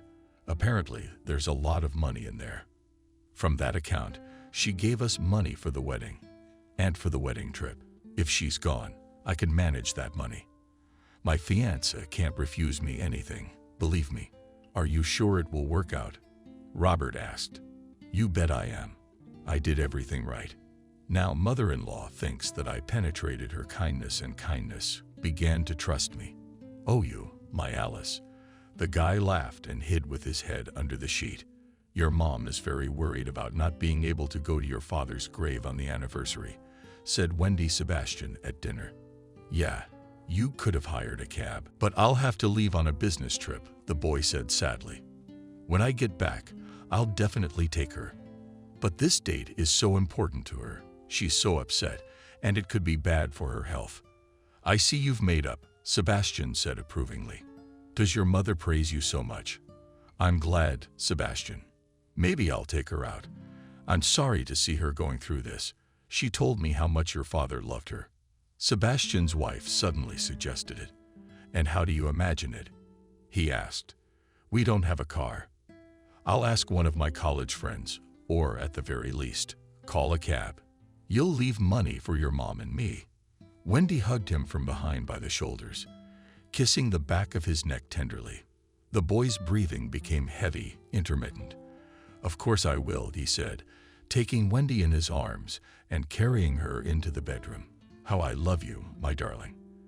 The next morning, Wendy saw her husband off on a business trip, made tea and sandwiches, took a yogurt out of the refrigerator, and went to her mother-in-law's room. "Good morning." She greeted Vanessa when she opened the door. "How are you feeling? Ready for your trip?" "You know, Wendy, it's like my whole soul is excited. I just can't wait to visit the grave of David, my beloved late husband. Thank you for doing this for me. You are a very kind girl with a warm heart. Don't praise, or I'll make you proud," the daughter-in-law said in a joking tone, and placed a tray with tea, sandwiches, and yogurt in front of the woman. "Now you need to be well nourished. It's a long journey. You'll need your strength. So let's have a good breakfast." Vanessa obediently ate her yogurt and sandwich and drank all her tea. "Hand me my makeup bag from the dressing table, please. I want to tidy up. When David was alive, I never let myself show up in front of him without makeup and in a housecoat. And I have to look good this time. And I'll tell him that you take care of me like my own mother." The daughter-in-law gave her mother-in-law a makeup bag and a mirror. Then she brought a comb and helped her to style her gray hair. "May she look beautiful on the day she dies," Wendy thought. She didn't feel the least bit sorry for the older woman. Her sister-in-law, Vanessa, thought only that if she didn't have money, Robert might find another girl, and she couldn't live without him. Wendy's cell phone rang. The girl answered, "Yes, we're ready. We'll be downstairs in 15 minutes. Wait." With a smile, she turned to Vanessa. "Well, your carriage has been served, just as I promised. Let's get ready." The daughter-in-law helped her mother-in-law get dressed. They immediately left the apartment, took the elevator down. At the entrance stood a blue foreign car. Robert, the guy, got out of the car, obligingly opened the door. "This is Robert. Vanessa, I'd like you to meet him." Wendy introduced the young man to her mother-in-law. "He and I went to college together. Sebastian knows him too, by the way." Wendy intended to, lied, so Vanessa wouldn't worry. Since the boys knew each other, everything would be fine. That was the plan of the conniving sister-in-law. They left town and drove slowly. Vanessa knew this road very well. It was the same road she used to drive to her country house, which was a little further away. "If you turn right at this fork, you will get to our cottage," the woman said. Next came the daughter-in-law from the front seat. It seemed to the woman that her voice became steely, somehow cold. But she quickly got rid of the unpleasant feeling of approaching danger, enjoyed the winter landscape. The road to the cemetery passed near the territory of a huge protected forest. Vanessa remembered how she and her husband often went here for mushrooms. The woman never went far from David, because she knew from childhood that there were wild animals in this forest. Everywhere one could see traces of wild boars, elks, wolves. Robert suddenly turned off the road towards the reserve. Why did we turn off? Vanessa got worried. We should go straight ahead. And because we're not going to the cemetery today, Wendy said angrily, not even turning around. We have another excursion planned for today. I don't understand. Wendy, where are you taking me? The woman was scared out of her wits. Into the woods. Dear mother-in-law Mashka, the daughter-in-law answered, I'm finally rid of you. The old cargo. I've had enough of you, sitting on a bag of money, and every penny I have to pull out of you. Now I can use the money from your husband's account any way I want, and Sebastian won't say a word to me. Vanessa felt her arms and legs getting younger. It was warm in the car, though. She drove off, pulling on her mittens. We'll take you to the woods and leave you there. You won't get home, and the wolves will do their job. Don't worry, the cemetery where your husband is buried is close by. You'll rot in the damp earth nearby. Vanessa cried. Wendy, take me home. I'll give you all the money and go to the cottage myself. You and Sebastian will never get in the way. I don't want your Sebastian. Robert and I have been in love for a long time, and I needed Sebastian to stay in the capital and live in peace. Robert stopped the car. There was no farther to go. They pulled the old woman out, took her by the arms, and dragged her by the feet into the woods, drowning in snow. When the deed was done, Vanessa's sister-in-law and her lover walked back to the car. They drove in silence down the road. Suddenly, Wendy said, pointing with her hand in the direction, moving away Vanessa. Well, here come our helpers. They'll do the job. Robert looked in the direction of Wendy's hand. A pack of wolves stood at the edge of the forest. How much time had passed? Vanessa didn't know. She woke up in a snowdrift. There were only tall spruce trees around. It was pointless to call for help, praying to God to give her the strength to get out of this forest. The woman crawled through the snow. The forest was getting dark. From fear and cold, she lost consciousness, and waking up at dawn, she crawled again, not knowing if she would ever be able to get out. Almost completely powerless, the woman suddenly saw that she began to see the forest in the distance. A gap appeared. She gathered all her remaining strength, crawled towards the light, penetrating through the thicket of rays, and then lost consciousness again. When Vanessa woke up, she saw crosses and monuments in front of her. It was the cemetery where her husband David was buried. I will not survive, so at least I will die on the grave of my beloved husband. The woman thought and crawled again. She could find a monument with David's picture on it. She lay down next to it. The woman felt nothing. It was as if her body didn't belong to her. My darling, I'm coming to you. Wait, I'll be here soon. We'll be together again. Vanessa whispered with her lips together, and only one tear rolled out of her eyes, which instantly froze on her cheek, turning into a small mole. Mom. Suddenly the woman heard a voice. It came from far away. Mommy, Mommy, what's wrong? Why are you here? Why are you alone? Oh my God, you're alive. Vanessa struggled to open her eyes. She saw Jenna's blurred, frightened expression. Developed in heaven too, Vanessa thought. The daughter tried to lift her mother up, but the woman was falling back into the snow. Then Jenna grabbed her by the hood of her coat and dragged her straight through the snow past the monuments to the road. The cab driver was waiting for Jenna at the cemetery gate. He saw his passenger dragging the half-dead woman across the ground, jumped out of the car, ran towards her. What happened? He screamed. Who's that? Help me, please, asked Jenna. It's my mom. I found her on my father's grave. The two of them struggled to get the half-dead woman into the car. Drive fast as you can to the hospital, Jenna asked the driver. The man was speeding down the road. A man's life depended on how fast he was going now. Entering the suburban highway from the country road, he increased speed, and at the entrance to the city did not notice the traffic police car and the officer who ordered him to stop on the side of the road. Shit, The driver broke free, along with Jenna.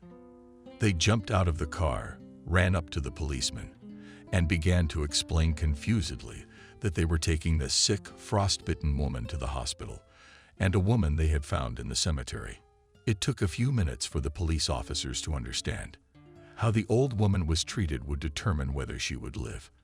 At the sound of the siren of the police car escorting the car with Vanessa, the cab flew into the hospital courtyard. Sebastian was returning from his business trip in a good, cheerful mood. He already imagined how his beloved wife and mother were waiting for him at home, and he had bought various goodies.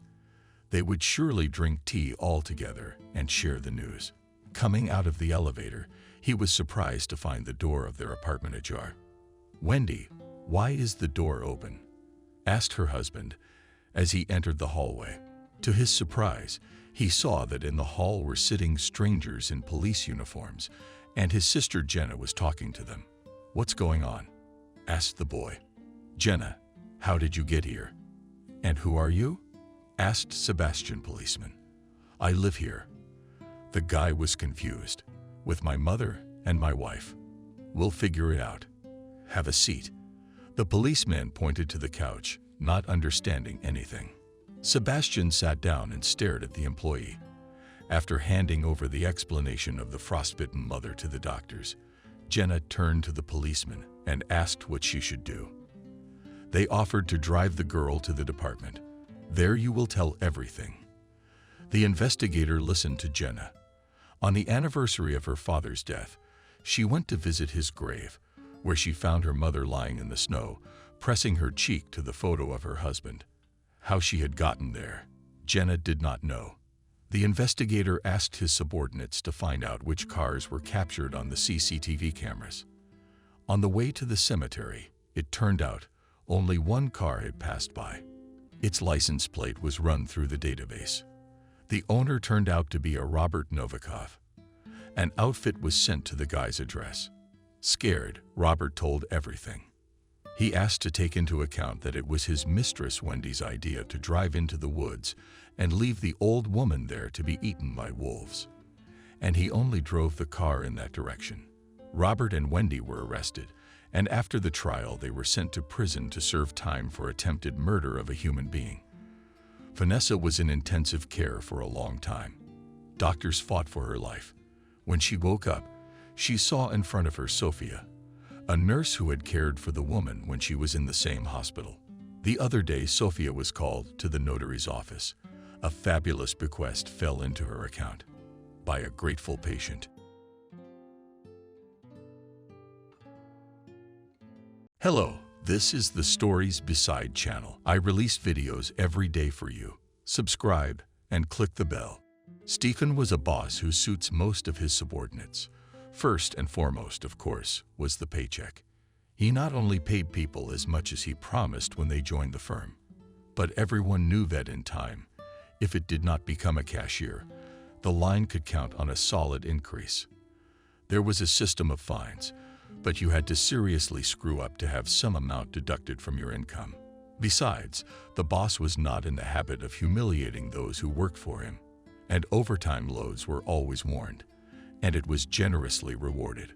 But if not to abuse trust, the chief could always be asked off. One of the employees, who had a sick daughter for several months in a row, then broke down, then to take the child to take tests, then to pass a narrow specialist, then go to the procedures. But when the girl recovered, the mother went out of her way to do her job as best as possible and justify the trust. And finally, Stephen, although he was a middle-aged man, looked quite pleasant, slim, trim, smiling. Surprisingly, he was still unmarried, although he had had numerous affairs. Only once had he been frank and admitted that he had grown up in an orphanage, so it was harder for him than others to start a family. He has no experience of living in one. "The educators really wanted me to be adopted," he said, "because I had good parents, young, intelligent geologists who worked as geologists and died in an expedition, and there were no relatives who were ready to take the child. But I came to the orphanage as an adult. I was 12 years old, and potential parents always look at babies, preferably even infants, so I was never anyone's first choice. And yet Stephen was a prime example that even a child from an orphanage can achieve a lot. He had a big house in the best part of the city, a successful company by the river, and a branch office ready to open. Needless to say, he had a magnificent car, a small but very comfortable yacht. Overseas travel novels at Stephen happened often, but did not end in anything serious. So the ladies knew from the start. They had nothing to count on. However, they were not offended. Generous friends showered them with gifts and kept good relations with all of them. The more the staff was interested in a non-standard situation, when a new employee, Molly, came to the staff. She was a very young girl. She had just turned 19 years old. She studied by correspondence, and there were already several successful examples when the chief gave way to such young talents. As they say, put them on the wing. Molly was pretty with dark hair, huge eyes, and that nose. Her family was clearly not rich, and the staff had no doubt that the new girl would not last long. In a week, she would become the chief's new mistress. She was not even condemned, but quite understood. You have to feed yourself, girls. As long as she is not replaced by another girl, the chief's favor is guaranteed. But here's the amazing thing. Week after week, month after month, and no love story in sight. Although Stephen was clearly flirting with Molly, complimenting her, giving her signs of attention. But the girl behaved so restrained, responded to the chief with such deference that he felt Lenin. Does she really think he is so old that she does not even consider him as her boyfriend? But when it was time for the New Year's corporate party, and the staff ordered a meal with delivery from the fanciest restaurant, Stephen still decided to break the resistance without touching. He made sure Molly tried a few cocktails himself. They were very pleasant to taste and yet strong. And then the chief invited the girl to his office. Supposedly he needed help with some paperwork, persuaded her to have a broader shake of cognac. Then one of the ladies furtively pulled the cabinet handle and snidely informed the others it was locked. All the same, our Michael got to know the chief's comfy couch. When after a while the couple joined the others, it was clear that the inevitable had happened. The chief was extremely pleased, and Molly was as red as a peony and wouldn't look anyone in the eye. The corporate party turned out to be wonderful. Guest artists performed. The food was amazing, and the people stayed up late when they finally started to leave. The chief said that he would personally drive Molly home, and the girl saw a woman in the doorway, whom the guard didn't want to let in. Molly's mom was rushing to meet her. "What took you so long?" the woman said with a soft rebuke. "I've been worried sick. I thought something was wrong. Finally, I couldn't stand it. I took a cab and came." The woman was dressed very modestly. Some shabby, artificial fur coat, boots, which in the market contemptuously called goodbye, youth, a white scarf. On the black-assed hair, Stephen gazed intently at the stranger and the review. Before them was Christina, the wife of his wayward friend Benjamin, with whom at one time he had been in love, and himself. Stephen had once had great difficulty adjusting to life in an orphanage. He grieved for his parents. He was a polite, sensitive, homely boy. He did not know how to stand up for his interests. Now he found himself in completely different conditions. The orphans took every opportunity to mock him, to take away something, to leave him hungry in the canteen. Stephen went so far that he cried at night from hunger and resentment. That's when he met Benjamin, who began to protect him. And even their fates were in some ways similar. Both were homesick, though Benjamin's life was so hard that he was hardly better off at home than in the state. Previously, he had lived in an old village house where Benjamin's mother's relatives and grandmother had gathered. Himself with his mother and numerous aunts unmarried, but fond of drinking. The house had fallen almost into disrepair. For many years, no one had neither money nor desire to bring it to the house. True, in the spring they dug a vegetable garden, planted vegetables, potatoes, onions, cabbage. We did it for practical reasons. If we had our own food, we had more money for vodka. Mother drank perhaps less than the others, but she had an irresistible urge to steal. As a little girl, she stole toys, brightly colored ribbons, and candy from her friends. When the girl became older, everyone knew Wendy better not to invite her into the house, or else something not to count. And when Benjamin went to first grade, his mother went to jail, stole a neighbor's pension she'd received the day before, threw a party at home. And when she didn't have enough money, she threatened another neighbor and demanded more money for booze. Maybe Wendy wouldn't have gotten jail time, but everyone who knew her just prayed that this thief couldn't live in the same village. Lock her up somewhere for a few years. Benjamin was given to an orphanage. None of the aunts wanted custody of him. Each had their own reasons for not taking responsibility for the boy. One had an injury, one was out of work. The third one seemed to be going to the city. That's what the aunts told the officials, but they didn't dare tell Benjamin the truth. The boy clung to them, looked into their eyes, begged them to keep him. "You'll live there for a while, and then we'll take you away."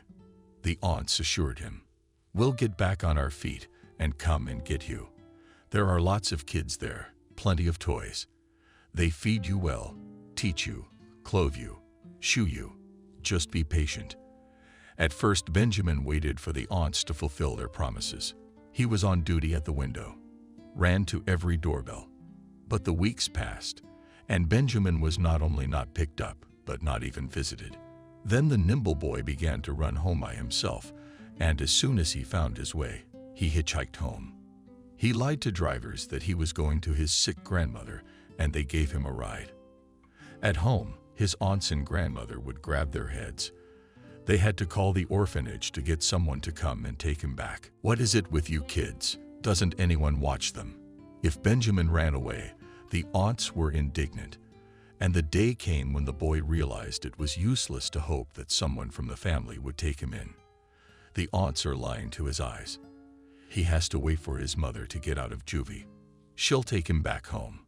But Wendy, when she went out to get her son, didn't come back. She quickly got married and moved away.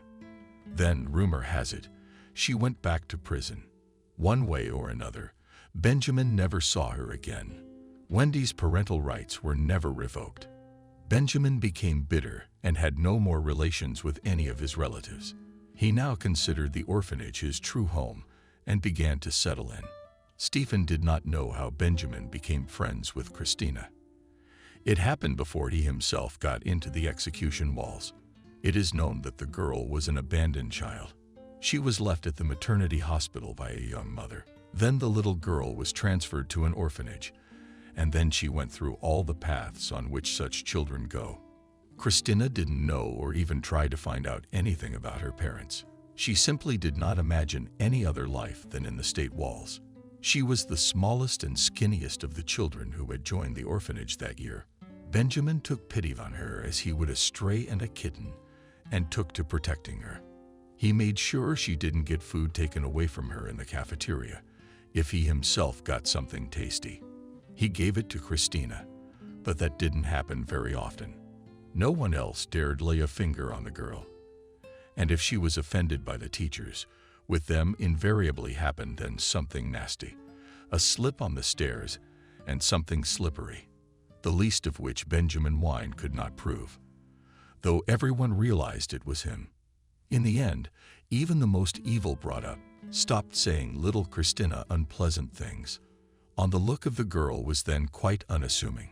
She followed Benjamin like a shadow, and so they had as if formed within the walls of the orphanage their own little family. Then Stephen joined it. He himself did not know why Benjamin took pity on him, but he punched Stephen several times so hard to offenders, got a little of his life in the execution walls, and then in the form of the highest form of trust allowed him to be friends with Christina. But as far as school was concerned, Benjamin took a back seat. Stephen had always been a good student. It's true that after his parents died, he dropped out of school for a while. But then he realized that now in life he would have to make his own way and took up his mind again. He quickly became an excellent student at the school, where the children from the orphanage were studying. But since Stephen helped other kids, and those who couldn't be helped, he let them cheat. He was not teased nerd, on the contrary, tried to make friends with him. This helped the boy to finally fit into the team. Christina, when she went to school, also turned out to be a capable girl. She did not shine in all subjects, but some sciences were given to her surprisingly well. She was sent to the Olympiads in Russian and English. The teacher advised Christina to go further in this field. Maybe a translator. Where can you get a job? Talking to foreigners. It'll start. You have a whole different life. Or at least get a job at a development center. Teach English to kids. You'll make good money. Christina didn't say yes or no. She wasn't talking at all. She still followed Benjamin. She was friendly with Stephen. But it wasn't until the 8th grade that she suddenly looked almost indecently beautiful. She became a real beauty. People were looking at her on the street, but she didn't need anyone but Benjamin. From that moment on, the boys from the orphanage began to fall in love with Christina. They would do anything for her, and now not only Benjamin, but Stephen protected the girl from admirers who were ready for her to walk obediently or jump from the 2nd floor, and Benjamin started stealing. Mother's blood in him, after all. He got in touch with some scumbags who would clean kiosks, steal a passerby's purse, or cut off a girl's purse from her shoulder. And Benjamin himself doesn't seem to have done anything. Needed his share of the stolen goods. He used it to pamper Christina. He bought her chocolates and little things, nooks and crannies, perfume, shoes. What was going on at the orphanage back then? Christina, perfectly aware of where everything came from, was terribly afraid for Benjamin. She cried and said she didn't need any of it. The stuff she couldn't throw away. It was from the hen, but she tried to hide it so the caretakers wouldn't notice, and they almost always noticed anyway. You realize we're covering for you. We don't report you where we should. They reported you to Benjamin because they'll lock you up like your mother. Then you'll be completely lost. We're waiting for you to come to your senses, otherwise you'll go to jail for a long time. And Christina will find another guy. Benjamin looked gloomily at his girlfriend, but she only shook her head. She didn't want anyone else. Benjamin. Really. Stephen tried to influence his friend. We only have a little time left in school. Soon we'll start earning our own money. Then you'll be free to go. You've got good hands. You won't be out of work. By the way, the golden pen was a thief. Looks like Benjamin was cooking. And my hands are golden in the sense that gold sticks to them. Christina brought in some earrings the other day, and it's not hard to hide. She's gonna get out of here and wear them. All that was left was to wave goodbye. But Stephen tried to convince Christina. With Benjamin, you'll get nowhere, he said. You can't depend on him. And if you marry him, he won't change. But Christina couldn't be persuaded. If it wasn't for Benjamin, I might not even be alive anymore. She said, You know, some old ladies are mean, how they mock the younger ones. And I couldn't fight back. If Benjamin hadn't stood up for me, I'd have been hounded. Well, it's understandable that you're grateful to him. But messing with someone like him is a lifelong commitment. You're capable, talented. You'll get an education if you want to thank him later. You'll have money and opportunities. Is such things measured in money? Christina objected. And what you're saying now, is it decent? He's your friend, and you're messing around with his girlfriend. Was I embarrassed? Stephen, I think I want you to do what's best for you. I love him. I just objected. But as it goes, so it goes. And I can't do without him anyway. To Christina's credit, it must be said that she never told Benjamin about the conversations Stephen had with her. And the young people's friendship remained strong until graduation. Shortly before the exams, two things happened. Benjamin stole another kiosk to celebrate the parting with friends. He was well aware that their roads would be further apart, and although he had promised his friends 100 times to stop stealing, this time they did not reproach him. They snuck out the window and spent the whole May night in the park. Christina and Stephen drank champagne. They ate expensive chocolates, and Benjamin topped himself up with vodka. Did they discuss plans? Stephen was going to go to a technical university. He had every chance of getting in. No one, Neither teachers nor comrades doubted that he would pass the exams well. "Have you decided where you will go?" he asked Benjamin. He looked regretfully at the bottle, which had little left in it. "And to the 30, he said. It was the former vocational school number 30, which was still not called 30 in the city, although now the school had the proud status of a lyceum. It was still possible to learn to be a bricklayer, plasterer, painter, and other working professions on the list. All the kids in the orphanage went to school there. A few years ago, Benjamin Sturhen's class took a field trip there. It was called Career Guidance. The foreman who took them around the classrooms and workshops whispered to someone, winked at them, and at the end of the event, they were taken to the canteen. Everyone remembered sweet, still warm buns and surprisingly tasty apple kissel for a long time. Stephen suspected that the good food was what had inclined Benjamin to choose the school. "But where are you going?" he asked Christina affectionately. "I thought you were going to be an elementary school teacher." In the teacher's college, Christina would pass by all means, and there a dormitory, although small, but the scholarship and the opportunity to quickly get a specialty with which you will definitely not be unemployed. In addition, Christina has always loved kids. In the shower, Stephen hoped that the couple in love would share life itself. Schools at different ends of the city. Each would have his own company, his own responsibilities. But Christina and Benjamin just looked at each other. "I'm not going anywhere now," Christina said. Pregnant, Stephen's jaw dropped. He knew, of course, that the orphanage girls were not childishly spinning a romance from their childhood years. But for some reason he thought Christina was different. He dreamed that someday he would take her to the registry office in a white dress, innocent and in love. Christina, however, had already thought of everything, and there was no doubt about that with Benjamin. It would be up to her to think and decide. "I talked to the teacher," she began, looking at Sophia's intertwined fingers. "She started early too. She said she couldn't bear it. We have to get on our feet first." But then she said nothing to the others. "We decided to have a wedding in our dining room at the same time as graduation.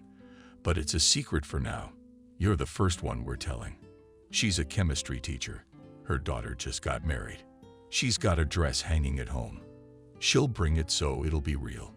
Tell me, what about getting married in a church?" Laughing Benjamin. Christina smiled and shook her head negatively. "And with housing, everything will be solved too. Benjamin's survivor's pension all these years went on the book. Will it be enough for any room? Maybe even an isolated small family?" I looked at the ad. "We'll take the cheapest one we can find. We'll have time to renovate before the baby's born." Stephen bit his lip, and he only finds out about everything now, when his friends have already decided everything. Not that they'd kept it from him on purpose. It's just that they probably didn't think it was any of his business, so they didn't see fit to share it before. So the farewell in the park, which Benjamin had intended as a joke, turned out to be the real thing. In the days they were still to spend at the orphanage, Stephen saw his friends much less often. He pretended that he was immersed in books and studying hard for his exams. In reality, he just hated seeing Christina and Benjamin. He realized that they were both innocent, but at the same time he felt in his heart that they had betrayed him. They felt something and tried not to impose themselves. They had no time to go to so much trouble before the wedding. But Stephen didn't go to the graduation or the wedding. He agreed that the director gave him his certificate earlier than everyone else, and without any solemn ceremonies. The following days, he consoled himself with the fact that he had only 2 4s, the rest of the A's. That his orphanage buddy had gone to school to become a plumber and bought a shabby family in the oldest neighborhood in the city. And Stephen has a survivor's pension, too, a good one. And he still had his parents' apartment, which they rented out while he lived in the orphanage. This also brought a considerable amount of money into the account. Was there something to start life with?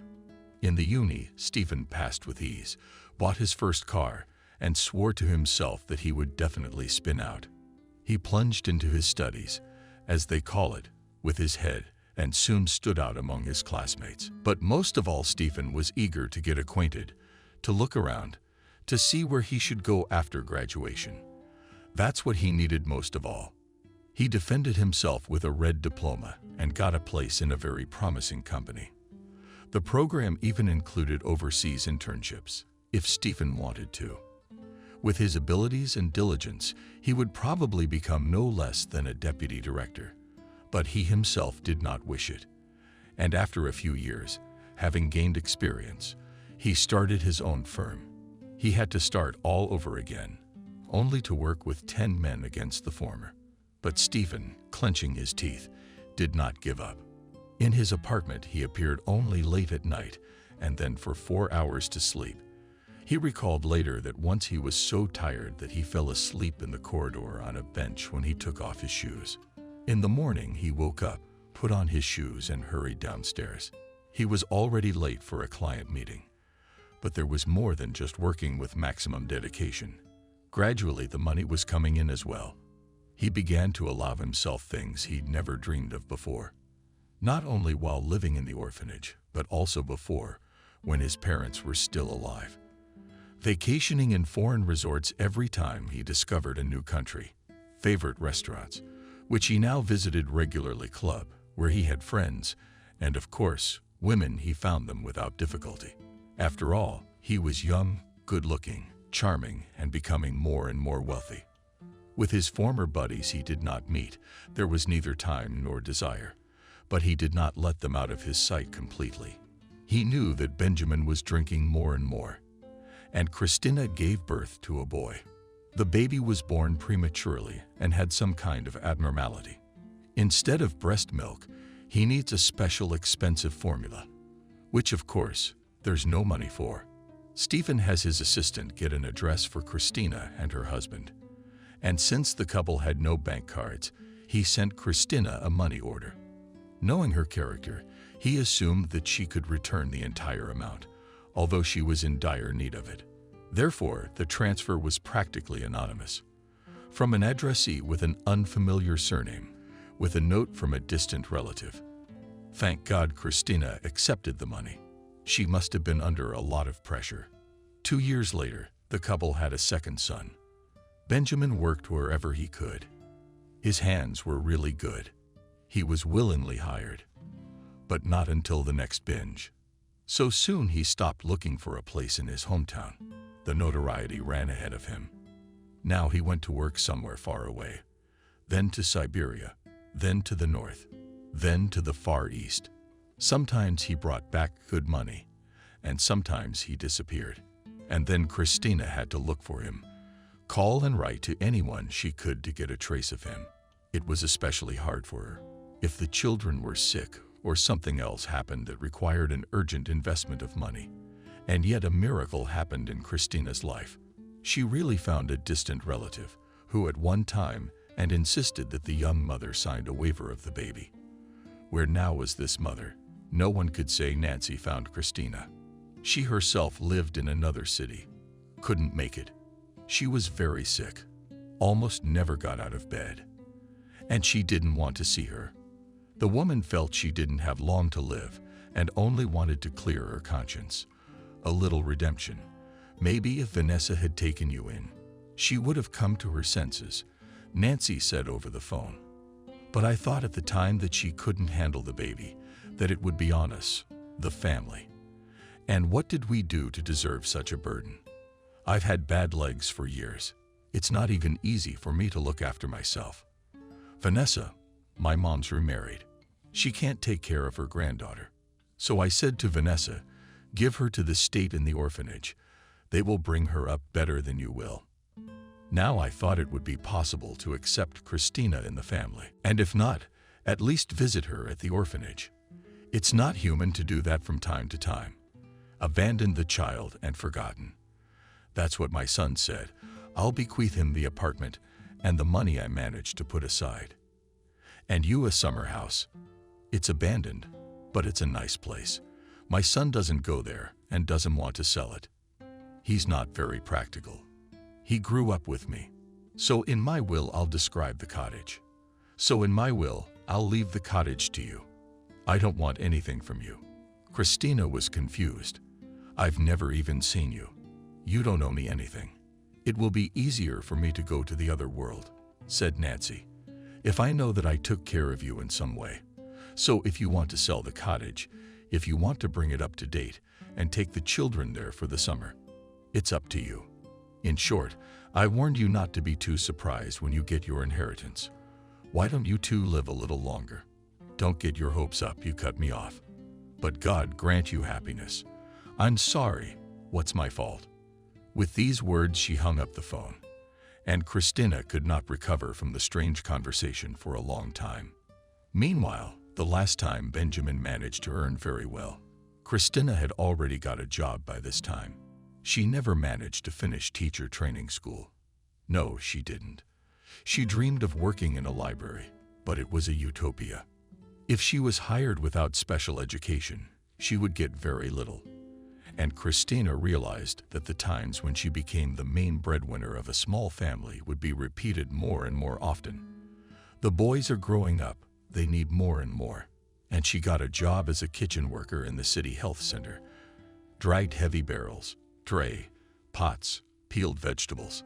But she always brought home some food in a pot, so I could even save part of my paycheck. How did you decide to give birth in such poverty? Comrades wondered. And two more. Wasn't it wise to wait until you got back on your feet? You can't choose your times, Christina said quietly. So you're also cultured. Why doesn't your husband take pity on you? He sent you to the worst job in the world. He didn't. Benjamin, however, did not insist on Christina working so hard. He'd just give her the money she earned, not forgetting to keep some for himself. And he'd settle down. When would he get his next paycheck? And would Christina have enough with the boys?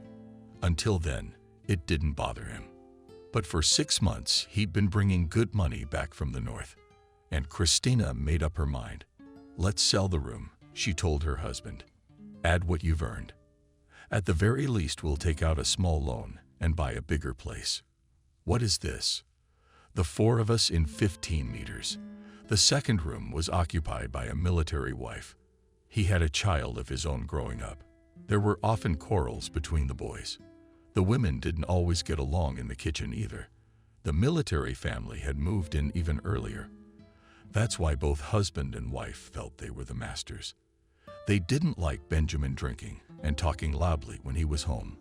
Turns the TV on full blast. Christina, who grew up in an orphanage, was not a perfect hostess either, and the military wife often reprimanded her for escaped borscht or pasta stuck in the drains, sinks, and pasta. Maybe we'll even have enough for a 2-room apartment. You wish, Christina. Even if it was in any condition with fights, wallpaper, a dead push. I'd bring her home anyway, as long as I had my own place. Beginning of New Year holidays, and very fortunate, was the proposal Christina to work in the countryside year-round in a children's camp. On vacations, there were a lot of children, and in the kitchen labor was in short supply. The most important thing was that Christina could go there with the boys. They'd get a room for everyone and free food.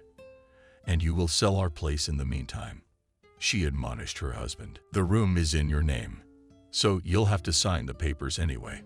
Be careful and don't drink, please, when you find buyers. Call me. I'll see what they're offering you. The New Year holidays flew by in a flash. The vacations that followed also flew by like a blink of an eye. Although the Christina children were still young, they enjoyed walking in the winter woods, exploring the playground, sliding down the slides in the evenings. Christina would bring a big bowl of hot rolls, sprinkle them with sugar, and the kids would fly them away. Watched cartoons. What could be better than that? Finally, when the people began to disperse, Christina saw her husband at the gate of the camp. It alarmed her at once. Why didn't he call, but came right away? And why did he look so strange, averting his eyes? Of course, with Benjamin one could always expect anything. But Christina was frightened in advance. What's wrong? Shouted out, before she could even run up to her husband. Do you understand? He continued to look away. It's this kind of thing. What's the matter? You can tell me I've been offered a good deal, but I think I'm in trouble. Christina slumped exhausted on a snow-covered bench. It turned out that Benjamin was his best friends, whom he knew so well from his work up north. They offered to trade him a room, but a cool foreign car. You sign a deed of gift for us, and tomorrow we'll race you the car and go to draw up all the documents for it. The car was shown in a photograph. It looked very presentable. And although Benjamin could not drive and did not know the brands, he was convinced that the exchange for him will be the most favorable. You will resell it in no time. The buddies assured him. She is worth 3 times more than your Veline with hands will tear off. And then you'll have no problem buying an apartment. See for yourself. You can sell a room like yours for 6 months. There's no conditions, no repairs, and we check everything in a matter of days. It's a rare surprise for you. Benjamin finally fell for it and signed the deed of gift. Christina and the kids were registered at a different address. They decided to do it in advance to make the sale quicker and easier. And now it's played against them. The room went into the hands of Benjamin, their friends, no car. And the next day, naturally, the guy didn't get one. He waited for 24 hours. Others on the third with difficulty got through to one of the men. "I'm sorry, dear. It's such a nuisance." He began to justify himself. "The car had an accident and is being repaired. What about it?" Benjamin was confused. "My guys are coming back soon." "Where would they go?" "Let's cancel the deed of gift." "Don't worry. He'll fix your car up good as new." "There's no way to cancel the deed. We've already bought your room." "He's a very serious man. You better not argue with him, or they'll put you on the knife." It all seemed like a bad dream. Benjamin ran to his old address. The military wife, who had hated him before, literally clung to him. "Benjamin, what have you done?" The perfect thug and his family moved in. "I'm walking through a wall now. Even my husband can't say a word to him. You can't get protection from the state yet. He won't even think about it. He'll just cut him. And that's it. Benjamin, come back. Cancel the deal. I won't say another word against you. Not to you or your wife." So what do we do now?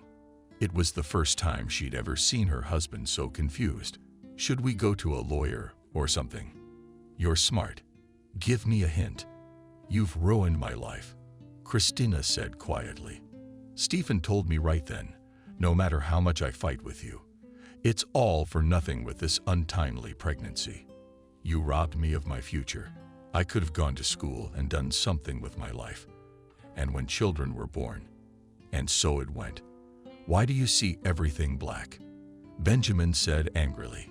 His wife had reproached him for almost the first time in his life, and he didn't like it. "Have we lived so badly with you?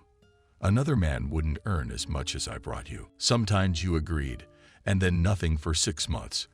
I moved from place to place, or a job worthy of you did not turn out, or friends cheated. Like now, they got money from the customer for all of them, and divided it among themselves, and they told you that the customer was a scoundrel who didn't pay. I know these cases, I call them. They don't tell you anything to the people you worked for. Everything was paid to the penny. Only Tabakov's earring has that money stuck to his hands, and when his son Dimka asked you to take a loan for a week until payday, you took it out on yourself, believing that Dimka would pay the money himself. But he couldn't fool a fool like you. He forgot the loan to his brother, how much 90,000 there was. They wouldn't have allowed you to put the room on the market with the bank debt. I'm the one who paid it off. Benjamin was living at the door, while you were up north, cleaning out dumpsters. Cool, yeah. I was gonna lend books to libraries. I wanted to go to theaters, meet cultured people. Benjamin took offense. So you think I'm a physical therapist? Yeah. You were only good when you were brought to the orphanage alive, frozen, and everyone was trying to slap you around. I remember that. Christina looked him straight in the eye. That's why I put up with it for so long and never said anything to you, never reproached you with anything. And now you don't want to put up with it anymore. Well, look for a cultured man who will take you to the theaters. Benjamin put his hands in his pockets and walked away without looking back. He even seemed to be booed. Christina realized that she had deeply hurt his manhood. Knew, too, that he was going nowhere, that he might not have a place to sleep tonight. On the other hand, he hadn't asked where she and the kids would go from here from camp either. For a few days, Christina could have stayed with some of her friends, but now there was uncertainty ahead, and you can't burden strangers with your family for too long, especially when you have children. That's when she remembered about the aunt for luck and realized that she seemed to have no other way out. Her aunt said that her husband had once built a house so that she could live in it in winter. There's a stove or something. According to the owner's plan, the family was to spend New Year's and Christmas at the cottage. The nature around is gorgeous. The last days she could spend in the camp. Christina asked another kitchen worker to look after her boys and went for a reconnaissance. The news was both bad and good. The cabin was in disrepair, and it was a long walk to the nearest store. None of the neighbors were staying there for the winter. And this silence around was frightening. What if there was an unkind person nearby, and there was no one to call for help? On the other hand, the house had 2 rooms and a kitchen. There was no stove, but the dacha had light, heaters, the most necessary furniture, and even a small stock of food. Christina decided to take a risk. All day she cleaned the cabin, as she could make it cozy, and then brought the boys here. They were delighted when they realized the situation. So now they have their own house. In the garden you can sculpt a snowman, build your own slide, and no angry neighbors nearby. Now no one will constantly scold them, demanding that they do not run and make noise. Christina had a little money set aside, but she realized that she would not be able to live on this amount for long. Knowing Benjamin's character, she had no doubt that there was no help from him. Alimony, what kind of alimony, if he officially does not work anywhere and travels to all sorts of coven? She had the idea to go to the very girl for whom she paid the loan. It was very convenient for him to just forget about the debt. But Christina knew that with a probability of almost 100% she would not achieve anything. According to rumors, Dimashka lived with a girl who fully supported him. He himself preferred to lie on the couch and not work. He'd say, "Fuck you. If your husband's such a sucker, why did he believe me? It's not my fault." And several evenings in a row, Christina, until late at night, sat near the boys and thought her sons were open to her joke. Though the laughter was artificial, it was warmer. Christina was terribly afraid of catching the boys cold. How to treat in such conditions? It is impossible to call a doctor. In the end, there was another kind soul who agreed to look after the children. And Christina went to the city to see if she could count on a remote job. The last years she learned to do needlework quite well, sewing and knitting toys. Unusual, original, colorful. From her more than once bought kittens, puppies, a pony, and a dragon. The earnings, of course, tiny, but still. Christina knew a store that sold handmade products. Here came those who were tired of consumer goods and wanted something special. The negotiations with the owner were successful. Christina showed her pictures of her toys. She left a few animals. She wanted to go shopping for cheaper groceries, even though she knew she'd have to carry a heavy bag a long way. And she couldn't believe her eyes when she saw Stephen. She never thought she could run into him like that on the street. If she hadn't known him so well, she probably would have passed him by. Nothing else gave him away as a former orphanage boy who was happy just to have a piece of bread. An expensive coat, a groomed look. He came out of some institution on the main street. Christina hesitated for a moment, then caught up with the man and touched his sleeve. "Stephen, is that you?" He recognized her at once, though she realized she didn't look like much. Haggard, probably aged. No makeup. Only her lips were painted with cheap red lipstick, so as not to look pathetic. But Stephen was genuinely pleased. There was no doubt about that. He bombarded her with questions. How she was here, and how long had she come alone or with her family, and how were she and Benjamin doing. Christina made no secret of it and told him that they were probably separated for good. She had never seen Stephen so excited. He suggested we sit somewhere and talk because you're going to lose your son again for 1,000 years, and I won't know where to find you. Christina looked at her watch and thought she would catch the last train. She had always felt so safe and secure with Stephen. Maybe now he could give her some good advice. He led her to a small, elegant restaurant and very tactfully placed her order. He realized that Christina would look at the menu with the French names of the dishes, about the way a goat would study a new gate, and they started with wine. Christina drank her glass in one gulp. She just wanted to calm down. That this was high-end ice cream, wine and pleasure was supposed to stretch. It hadn't even occurred to her. Sturhan didn't say much about himself. He only mentioned that his business was fine. He came here on a business trip. Married. Christina asked him straight out. She thought that someone might see her and Stephen, and if an old friend had a family, he could be in trouble. No, he shook his head with a sad smile. I haven't fallen in love with anyone yet. Why would I want a loveless marriage? I can have fun without a stamp in my passport. But Stephen asked about everything in detail, and the wine loosened her tongue. Benjamin left his kids outside in the winter, you know. He didn't even ask us where we were going or look for us. If he'd been running around my girlfriends, they'd have told me. No, he doesn't care. He was always sure I'd get my family out of any trouble, and the kids wouldn't be lost with me. I warned you. I quietly told Stephen this would happen. That's the way it is, not the other way around. Now I have to get down on my knees and apologize to you. Steriani, you were right. I was wrong. I was stupid. Only now it's too late, and you'll do something. Stephen asked. I'll plant a vegetable garden till spring. I'll feed myself somehow. Maybe work on David's dacha at home. I'll sell it, and me and the boys will move back to the city in some room. Where will you go at night now? Stephen said thoughtfully. There's someone to look after the children till morning. Let's go and spend the night. What am I in the hotel? Christina, inwardly aghast at the surprise of this proposal, and for the first time in her life waved at everything. And she was not. She called an acquaintance who was watching the children and said she would come in the morning. The acquaintance was a young girl, a student. She could stay the night at the cottage. Christina said they would pay her double. At first, Stephen tried to play the selfless friend, who was ready to give Christina his bed in the hotel suite, and himself to sleep on the sofa. But they woke up together in King Ice's wide bed. Stephen thought Christina was still asleep, and she was watching him from under the floor cover. By now, she knew for certain that she didn't love Stephen and could never love him. Even now, Benjamin worried her more. Meanwhile, Stephen had pulled several large bills from his wallet and quietly placed them in Christina's purse. It was enough to still challenge her with shame and hatred for him.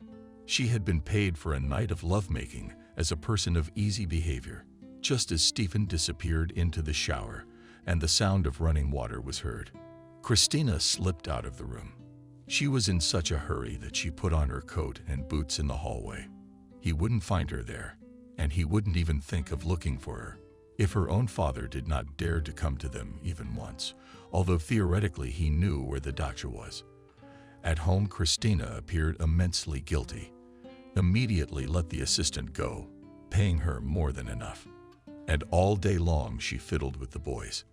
Then there were a few very different days when all three of them, but they kept their heads down. Christina sewed her own bears or seeds. She told the boys stories and thought about the fact that if she had to winter here another winter, the house would have to be insulated for sure. She didn't feel well, but she put it down to depression. She wanted to lie down and cry. Christina kept thinking about how tired she was of the vicissitudes of life, how mercilessly fate had treated her. Exactly all the time tested for strength. Others had it so hard, much easier. She had never had a chance to get a grip, to get out of poverty. Christina lay with her back turned to the wall. Her eyes were closed and tears were streaming down her cheeks. Mom, why do you sleep all the time? Her eldest son, John, was rubbing her. What do you want? Christopher, and I want to eat.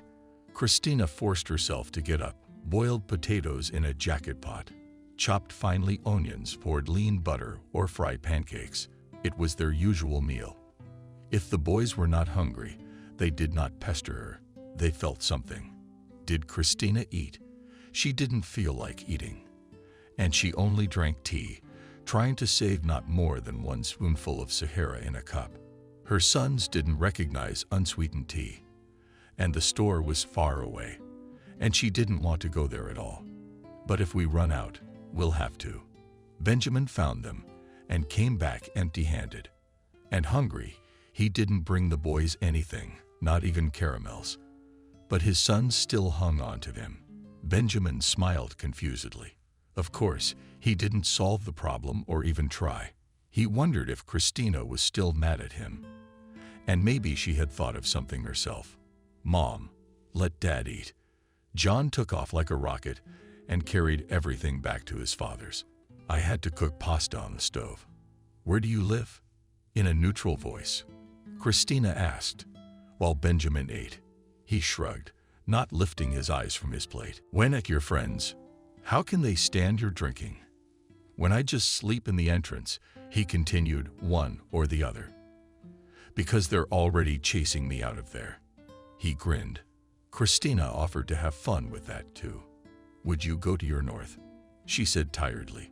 "There you'll find a place in a wagon, but you won't go hungry. You told me that the watchmen eat in a bargain and pour you a bowl of soup.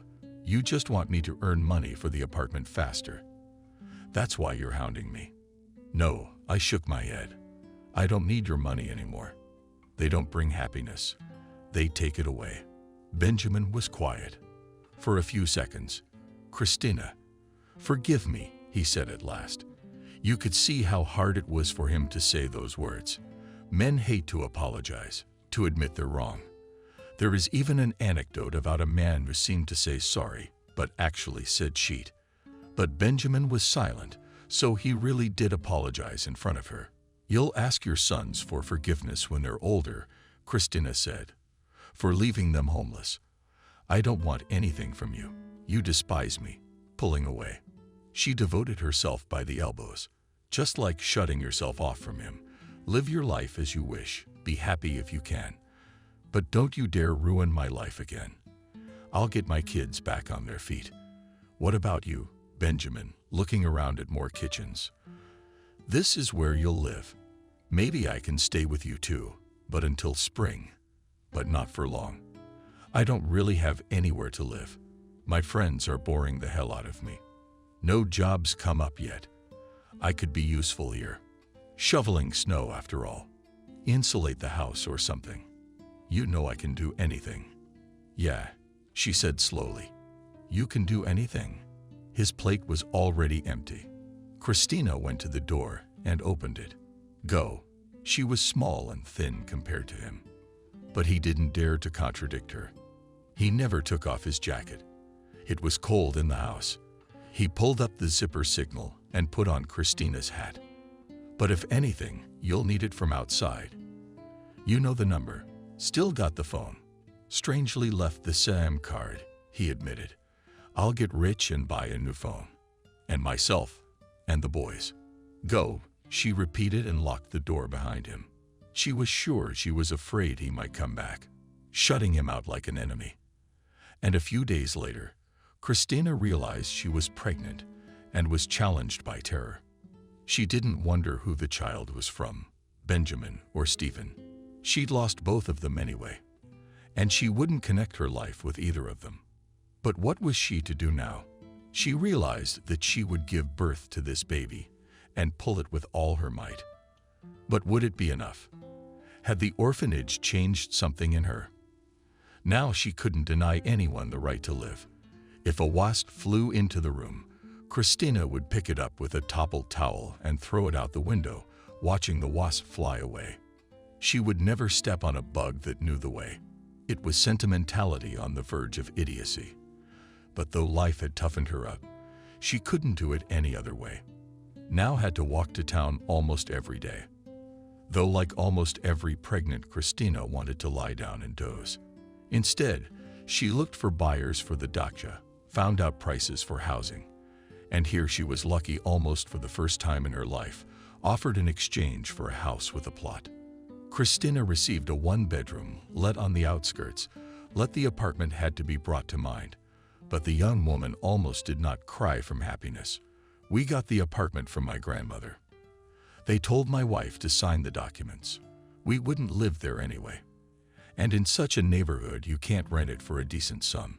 And your cottage has such a wonderful place. The forest is close to the river. We'll use the cabin as a time, and we'll start building ourselves." Christina hurriedly signed the papers the notary gave her. She was afraid that everything would be taken away from her, but nothing was taken away. On the contrary, everything was left, even the furniture. Christina perceived it as happiness. After all, not so long ago she had nothing of her own.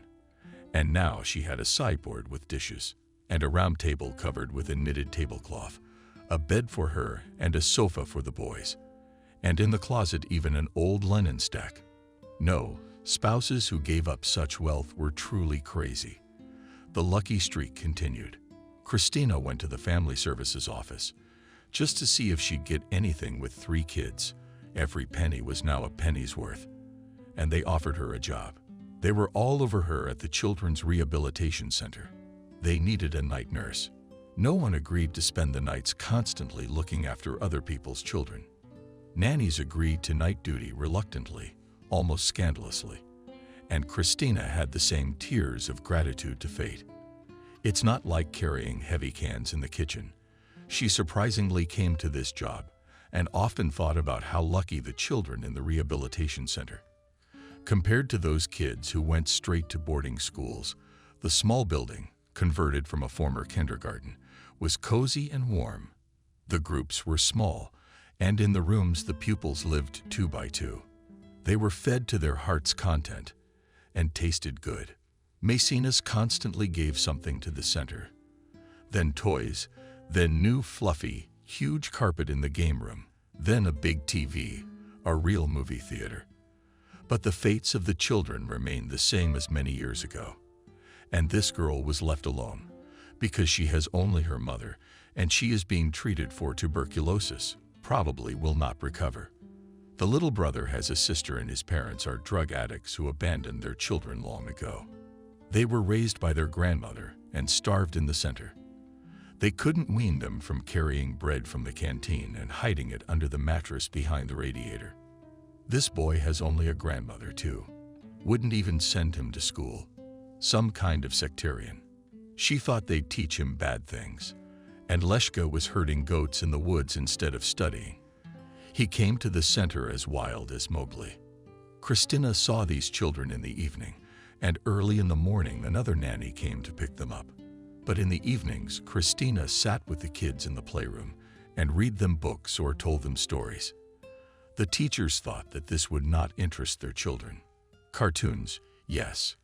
But the guys somehow instinctively realized that Christina is the same as they have passed the same school of life, speaks the same language, and they flew to her as in a box. Plus, she was a great storyteller. What tormented Christina was that her own children were left unattended at this time.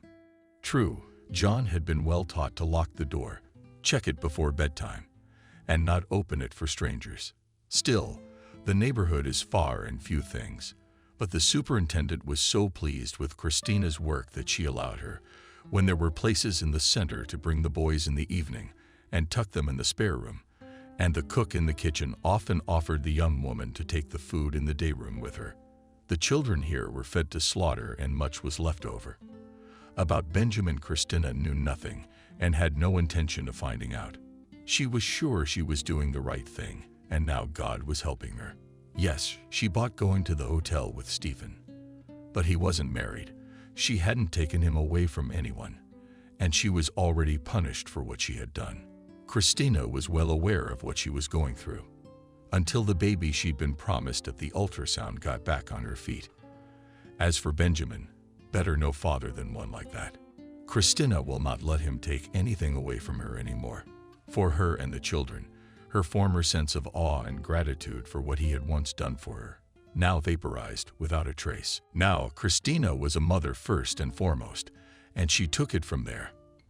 And then they found her and told her that Benjamin had died in the first minute.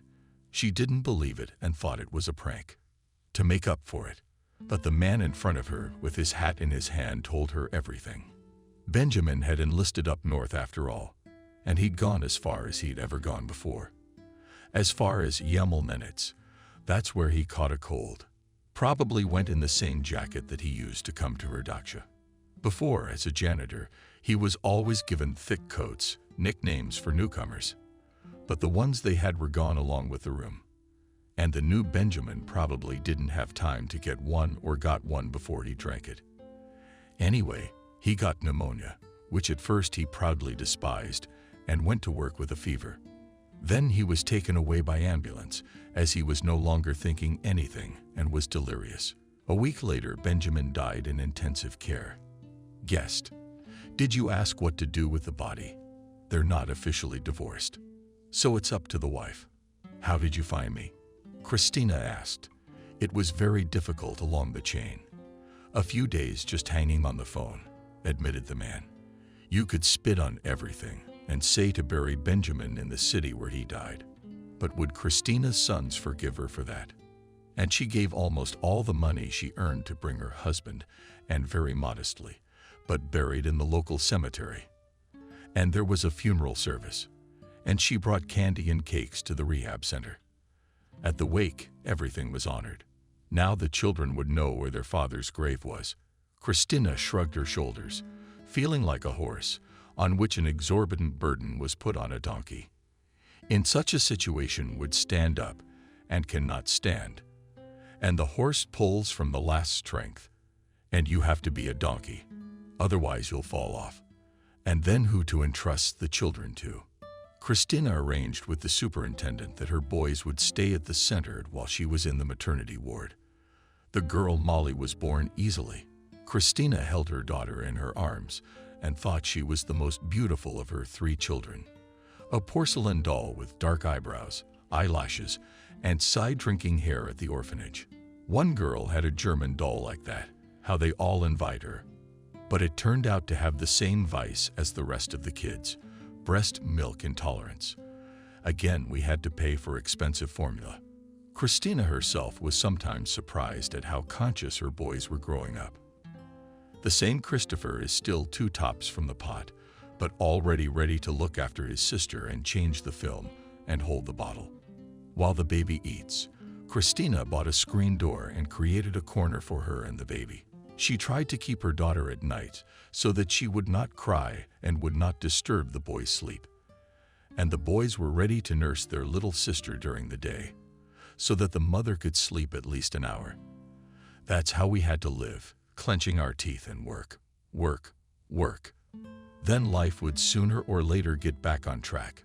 When Molly went to kindergarten, Christina studied by correspondence and became a teacher. But she didn't want to leave the center. She said that working with troubled children paid more. But that was not the only reason. These kids needed her more than anyone else. When another child was brought to the center, he always cried and dreamed of going home. And the teachers would say the usual words, "Look how nice it is here, how many toys, and how many friends you will have with whom you will play here. Here's a pie, and don't cry." Christina had her own way with everyone. She'd just give them a hug and let them cry. Some she promised to go to their mom and arrange for her to come on Sunday. And no one's children are drawn to her, as it happens, a child from the center. Will he return to his family or send him, God forbid, to an orphanage? But even there, the guys remembered Christina, and they wrote her letters and called her to come visit. And some of them she visited. She was tormented by a feeling of guilt in front of her own children for the fact that they had no father, that they always lived hard and poor. Though Christina remained, as they used to say, of the people, did what she could for them. Looking ahead, once a gypsy guessed Christina that the fate of one of her sons will be such that no one expects, but nothing bad will happen to him. Inquired Christina. Though to believe such predictions was at least foolish. "No, no," assured the gypsy. "It's just that he's special to you. Give him to us in the Tabor, and we like him that way." But Christina only shook her head fearfully, And since then, she herself began to look closely at the edge. Slightly out of childhood, the boy took an interest in playing the guitar. First, someone in the yard showed him 3 chords. Then Christina bought her son a cheap instrument for his birthday, with which he never parted, and extracted from this guitar everything it was capable of. He had much more fanaticism than the kids who were put in music school by their parents and put up with this hard labor in order not to upset their ancestors. And then Christopher, fabulously lucky, his buddy, whom rich parents dreamed to see comprehensively developed, so launched music lessons, so by hand led from the specialty of choir and solfeggio, that his frustrated and distressed mother gave her son's guitar expensive imported. Frames Take My Numbskull will no longer take in his hands. The instrument refused decisively, and you have eyes for this case. I can see that. And Christopher is literally gone. Now no trail, no guitar hangout went by without him. Quickly he was picking up from the others. He practiced techniques by day, and by night he became a true virtuoso. And then he told his mother he was leaving for St. Petersburg. What will you do there? Who is waiting for you there? Christina was confused and frightened. Mom, what kind of life awaits me here? Christopher, please. He also pressed his hand to his chest. It was a gesture she had never seen from him before. I never got to go to music school, and now it's too late. Yes, we have a music school, but without school I will not get there. And apart from music, I'm not interested in anything else in life. But I'll have to learn something, get a profession. I'll have to feed myself. So, I hate engineering. Economics too. I'll just ruin my life. If I stay here, we'll let you go. And Christina gave up. She just said guiltily, but everything is so expensive there, and I can't feed you and support you in another city. You know, you don't need anything. Mom, I'll do it myself. Don't worry about me. And don't be sad that we're splitting up. I'll keep coming back. He went to Peter and for 6 months sent only short messages that he was alive and well and everything was fine. Yeah, he called a couple times, asking about the family. And then Christopher came for a few days, and his family found out that he was now playing in the band, and they were carrying him in their arms. The band is getting more and more popular. There were concerts ahead, touring. Since that time, the novel appeared at home once, twice a year. He became famous with the musicians. He toured a lot. He was already known abroad. He would visit, and Christina felt indignantly that her son had become a different stranger to her. Their family simple news was far from him, and the things he told were not at all about the world in which they lived. Christopher was bringing in money that seemed to Christina to be enormous. She refused for a long time, and when he still insisted on his own, his mother took the bills, so that on the very next day, she could quietly put them into the account, which was opened in her son's name by a secret from him. She believed that while she was on her feet, she had no right to use her son's money, and Christopher can make his fabulous earnings unreliable, and not forever. And the day will come when he'll be penniless. That's when she'll give him the savings account. Sometimes Christina timidly asked the novelist if he had a girlfriend and if he was going to get married. I do not insist, my son. I am not one of those to whom you do not put grandchildren. I just like to know, to be happy for you. If anything, you'll tell me. I'll tell Mom. If there's something to say. There's plenty of girls out there, but there's nothing serious in my life except music. And both mother and son smiled sadly. In this, Christopher was in the rhythm of a one lover who has not yet met the one who will be the only one for him all his life.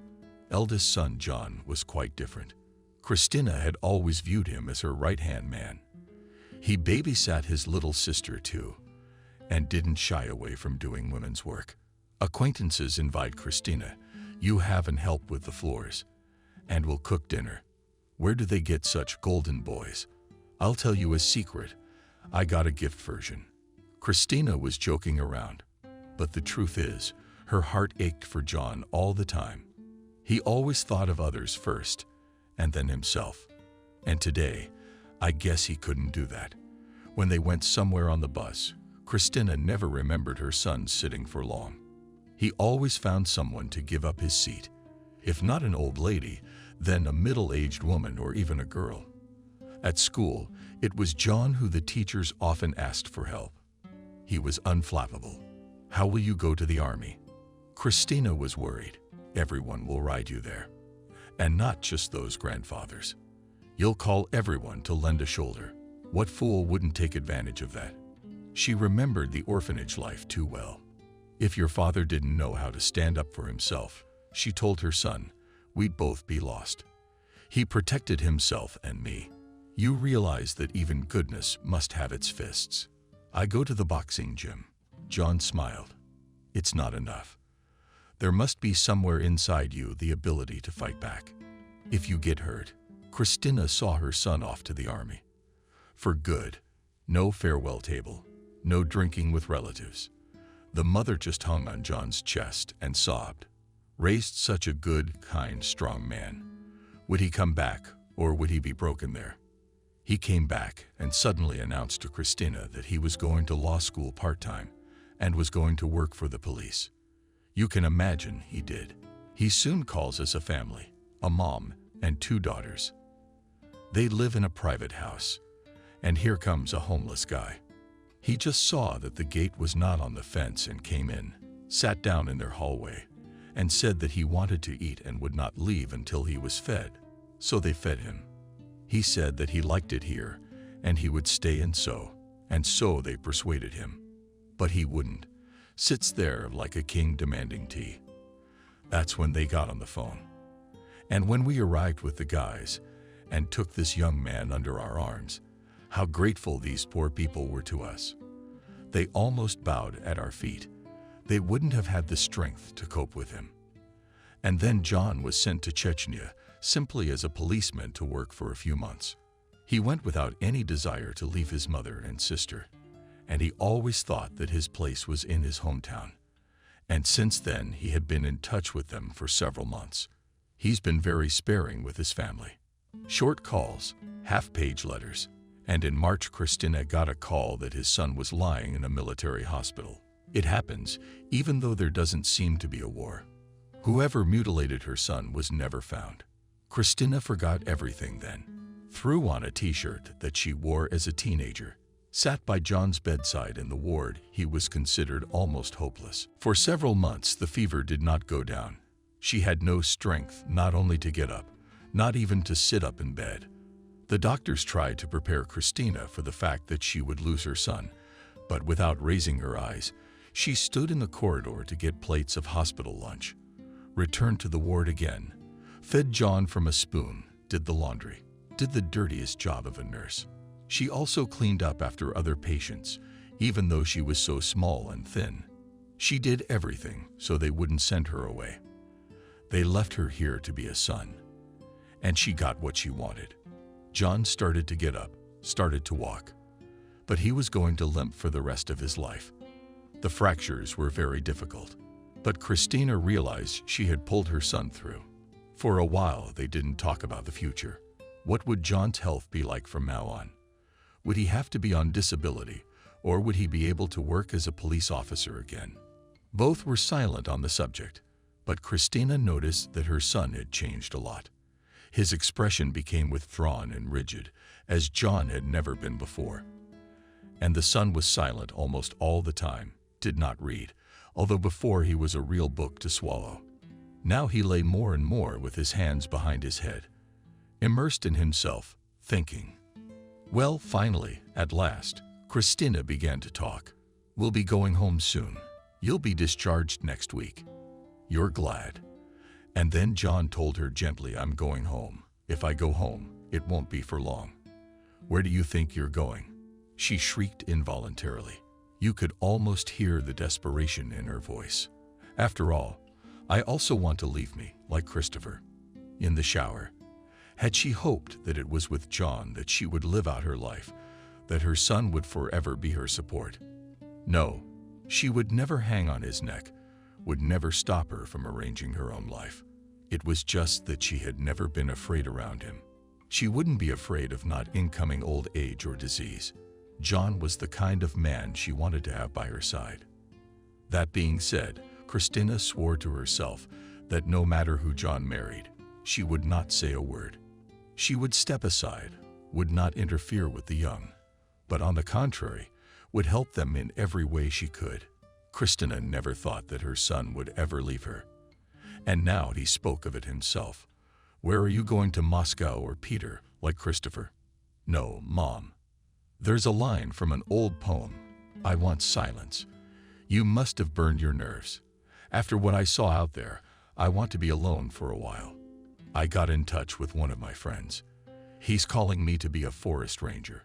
What are you gonna do with a broken leg and a job like that?" "Let's not get ahead of ourselves." John smiled, trying to distract his mother. "Now I will go home anyway. I will recover, and then we'll see." Christina fervently began to convince her son that he would not be out of work if he did not have to return to the police. "You can go to school, for example, a teacher of labor. John has a law degree. If his leg won't allow him to walk much, he can find a sedentary job in a court or in a private office, as a lawyer's assistant to a notary."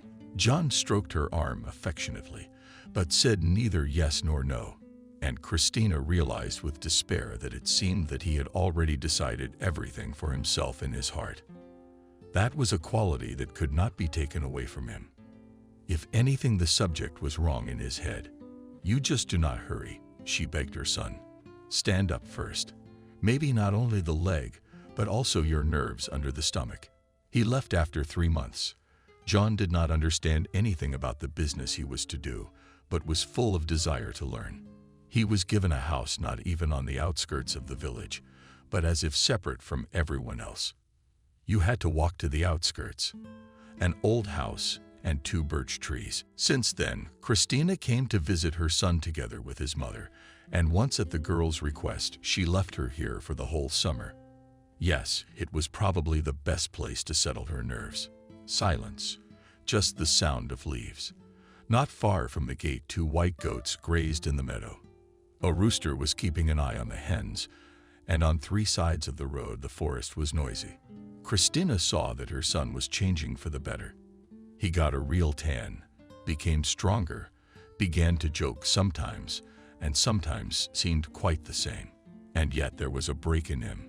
Christina realized this when she saw her son, in the middle of a lively conversation, can suddenly fall silent again and go into his own unhappy thoughts, even if only briefly for a few moments.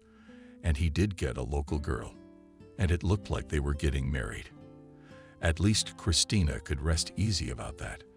The youngest daughter, Molly, turned out to be another gift of fate, rarely pretty. Outwardly, she was not like her brothers or her mother. Polyclinic and on the playgrounds at school and ballet studio girl admired. But she looked like a doll. That's a phrase that stuck with her mom. She was also an excellent student, and Christina didn't have to go through what she went through with her older children. When the parents of other children hinted to their children that it would not be worth it to get too close to the kids from a dysfunctional family, where the father drinks and the mother, though a hard worker, but from orphanages, from such good do not expect good. Molly had many girlfriends, and everything in her life seemed to go smoothly. Her brothers spoiled her. Especially the eldest John constantly made her sister some gifts, always sticking up for her. If in the evening she was late for classes in the club or performed on stage, he'd meet her and walk her home. Molly was slow to contact fans, spent her evenings at home. She sewed her own costumes for dance numbers. She inherited her golden hands. True, she was good at women's crafts. She sewed, embroidered, knitted. She graduated from school with a medal, but she chose her profession more than reasonably. "I like to do ballet, but I have no special abilities," she told her mother. "And in this field I will not achieve anything. I'd rather go to college and try to find a job that would make me happy and feed me." Christopher's brother called her to Peter. He rented a good apartment there and promised that she could live with him as long as she wanted. And even if she didn't get in, would it be a bad thing? To visit the northern capital, and he'll show her around. "What about your love life?" Molly asked jokingly. Christopher shrugged. It's a 2-bedroom apartment. 1 room I'll allocate you, and I'll do without a bedroom and a music studio. But Molly did not accept the invitation and entered the institute in his city. She passed the competition bar easily. Mother did not even have to be nervous. However, it so happened that ties with former friends were interrupted.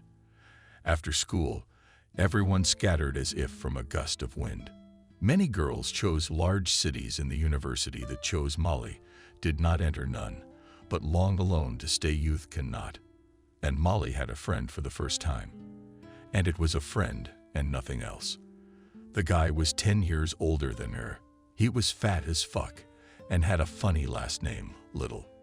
He was a mama's boy, but in a good way. Just felt sorry for his elderly feeble health, mom, even though she was a terrible bore. But Little got home on time every night, so that mom wouldn't worry. And he was home for both daughter and son, scrubbing floors and chopping. Feeding 2 Persian cats, my mother's favorite.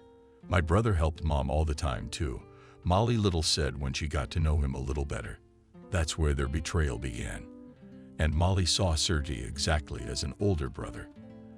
They sat together in classes and went out together in the institute canteen in the evenings. If we had free time and talked about everything in the world, we liked being friends with the MAI guy even more than with the girls.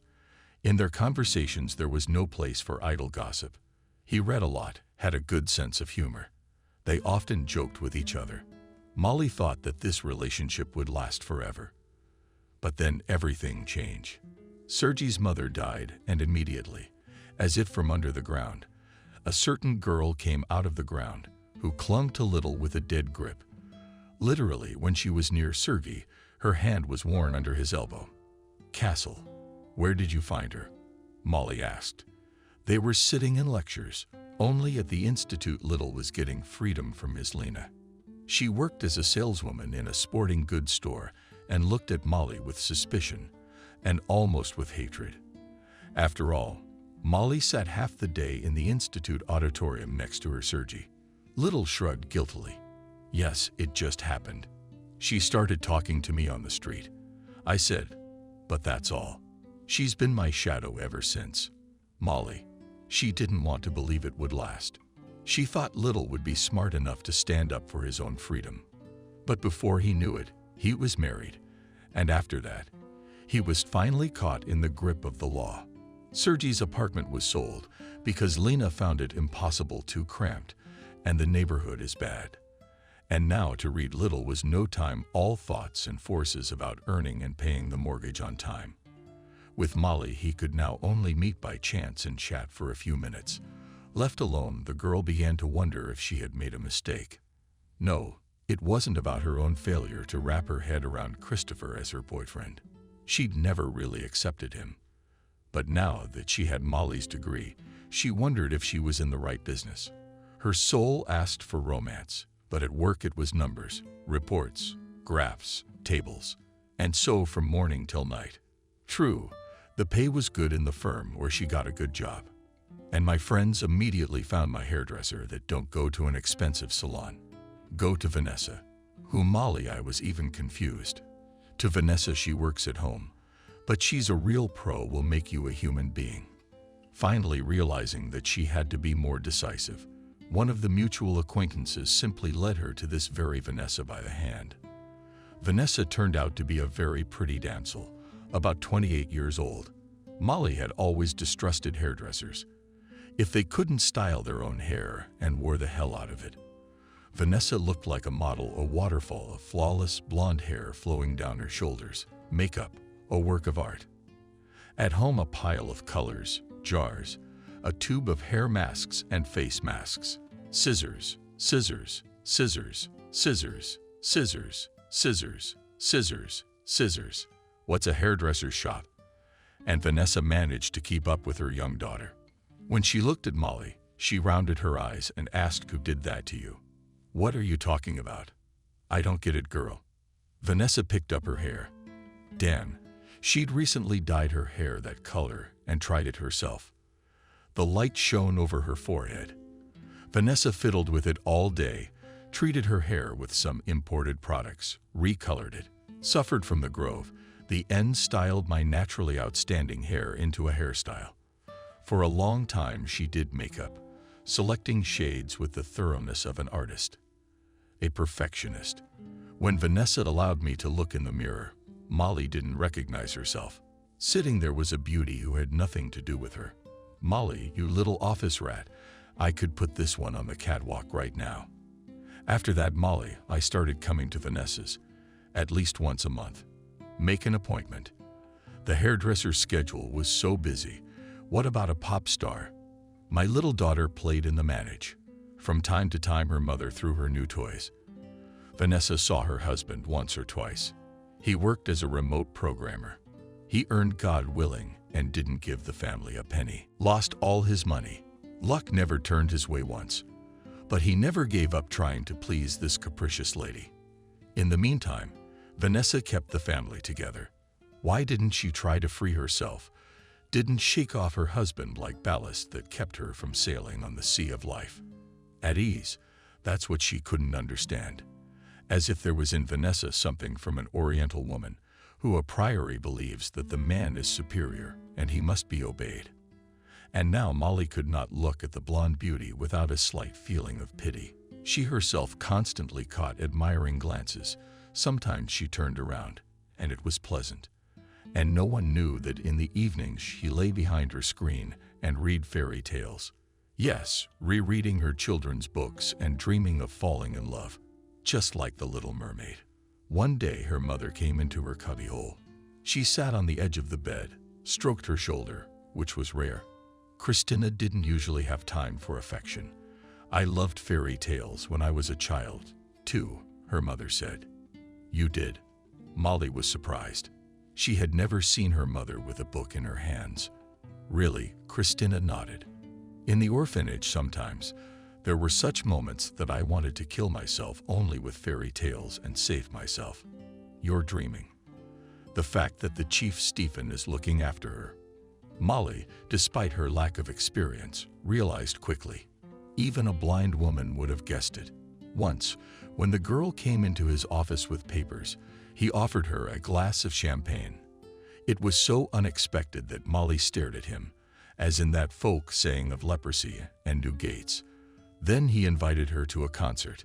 She said that she was not musical and did not like modern pop at all. "What do you like?" In his voice, he felt genuine interest. "Reading alone," Molly said. Here the topic was already difficult to continue. The chief had to nod and go about his business. But the new colleagues insisted that the boss will not leave the girl alone. "I don't like him," Molly fought back. "Come on. He's handsome." One of the girls persuaded her. "But there's something missing in him. Some kind of masculinity. But he's got an ending. Pardon the vulgarity. And nobody's trying to convince you to marry him. He won't offer you one. It'll be quiet. But why not let yourself have some fun? Maybe he's taking you to Italy." He took Masha to Italy. Molly got off with a laugh. She was going to the corporate party quite calmly, not even assuming that something extraordinary could happen. She anticipated only a delicious dinner, music, and the opportunity to dance in the cafe. Molly was extremely rare. Not the right upbringing. This was supposed to be simple. It'd be an intimate gathering at work. You could stay late. And since everyone would be a little drunk, the girls would call a cab to take them home. And then there were cocktails, which I'd never had before. Surprisingly delicious, except they made me dizzy and lost my sense of reality. And when they were followed by cognac in the chief's office, now I wanted to cry. Why did everything happen so banal, like in a cheap love story? Only there the chief and the gray mouse, his subordinates, in the end, necessarily fall in love with each other, and she gives birth to his son, and even a double or even a triple. Molly, I was thinking about the fact that if she goes to work after the holidays, it will be only to write a letter of resignation. She'll never be able to see Stephen as a man. Some kind of vibe he lacks. And even if he built her a palace and sent her around the world in a ship, it wouldn't make things right. When her work came for her unexpectedly, Molly's mother felt immensely guilty. She knew how much of the three Christina's nerves were already on edge and how important it was to her that her daughter be home on time. "Frosty outside," said Christina. "And you are hiked up. Let's call a cab." That was a rarity, too. It wasn't that Christina didn't like spending money on cabs. She realized it was out of her hands. It wasn't hers. It was a way of life. To this day, every penny counts. One could take the bus to get there or walk. To Molly's amazement, the chief didn't leave. Stephen stood by like a lost man. "I'll take you home," he said hastily, and even more astonished was the girl. When her mother simply replied, "Don't, Stephen, you've been drinking. I can smell it a mile away. We'll get there ourselves. Come on, Molly." Stephen didn't sleep that night. At first, he couldn't believe he'd met Christina again. After she'd vanished without a trace all those years ago, it really was like a stone in the water. And he never meant to hurt her. He knew how hard her life was. He sneaked her all the money he had in his purse. He knew she wouldn't take it out of his hand. Maybe she'd find it. She wouldn't be angry right away. Of course, he'd say she wasn't a beggar, but suddenly he'd get angry and keep it for himself. For sure, she had so many needs. He would be ready to help her even then. But it had never occurred to him to propose to her. A whole life already stood between them. Stephen had become a hardened bachelor at heart. The thought of marriage terrified him. He was more than satisfied with the woman who ran his household, paid, and everything will be done the way he wants. Tired of it, he fired her. And the kids, there's no telling if they would have accepted him or not. Boys are a difficult age, and the sons, God forbid his temper comes out in them. Then it would be impossible to deal with them at all. And then Stephen challenged the idea that it was the girl he liked so much and who was now his mistress. Maybe his daughter, even if he and Christina had only one night together. But what the hell was the joke? He began to frantically remember how many years ago this meeting had taken place, how many years of MAI, and covered himself in cold sweat. Christina herself, well worn by life, looked now about 20 years older than him. But Molly was pretty. Does she look like him or Benjamin? Christina knows, of course, who her father is. But if the irreparable has happened, what is to be done? So far, Stephen has been treated like a table on which there were an inconceivable number of dishes, and the only thing left to do was to choose. Should he not try this one more? He was trying it. New resort, new club, new entertainment, new girls. And now, for the first time in his life, he was scared. Usually when he had a problem, he called his therapist. It was in step with the times, Stephen. And it wouldn't have occurred to you to get alcohol or cry to your friends. No, they're not stupid in the West. There, every well-to-do man goes to his own doctor. The therapist's name was Artur Igorovich. He was the most fashionable in town and expensive. A consultation with him cost a fortune. He was also famous as a dog sled traveler, and that added to his popularity. Women flowed to him, even though at heart he was Jean Hader, and Stephen was impressed by that. At one time, when he told the doctor his story, he blamed Christina for everything and justified the actions of his patient. In addition, he never once said that Stephen should have gotten married. In the therapist's opinion, his client would be happy just by remaining single. But what will he say this time? Can such a criminal mistake be justified? Or was there no mistake at all? Just a pretty despicable act. He took advantage of the inadequacy of a girl who was drunk for the first time, and through his own fault. No, he's gonna have to drink it himself. He'd pick up the phone at 500, then at 6 o'clock. He wanted to call Christina, but realized it was obscenely early. Had he and his daughter even slept that night? What and how had she told her mother? Stephen was holding his head, and at times as heavy as a bear. For the first time in many long years, he remembered the orphanage in his life so vividly. He was ashamed in front of the dead Benjamin. And in front of Christina and her daughter, he couldn't even say what he'd experienced. In the morning, Christina called himself. He saw an unfamiliar number on his cell phone, and immediately guessed who it was.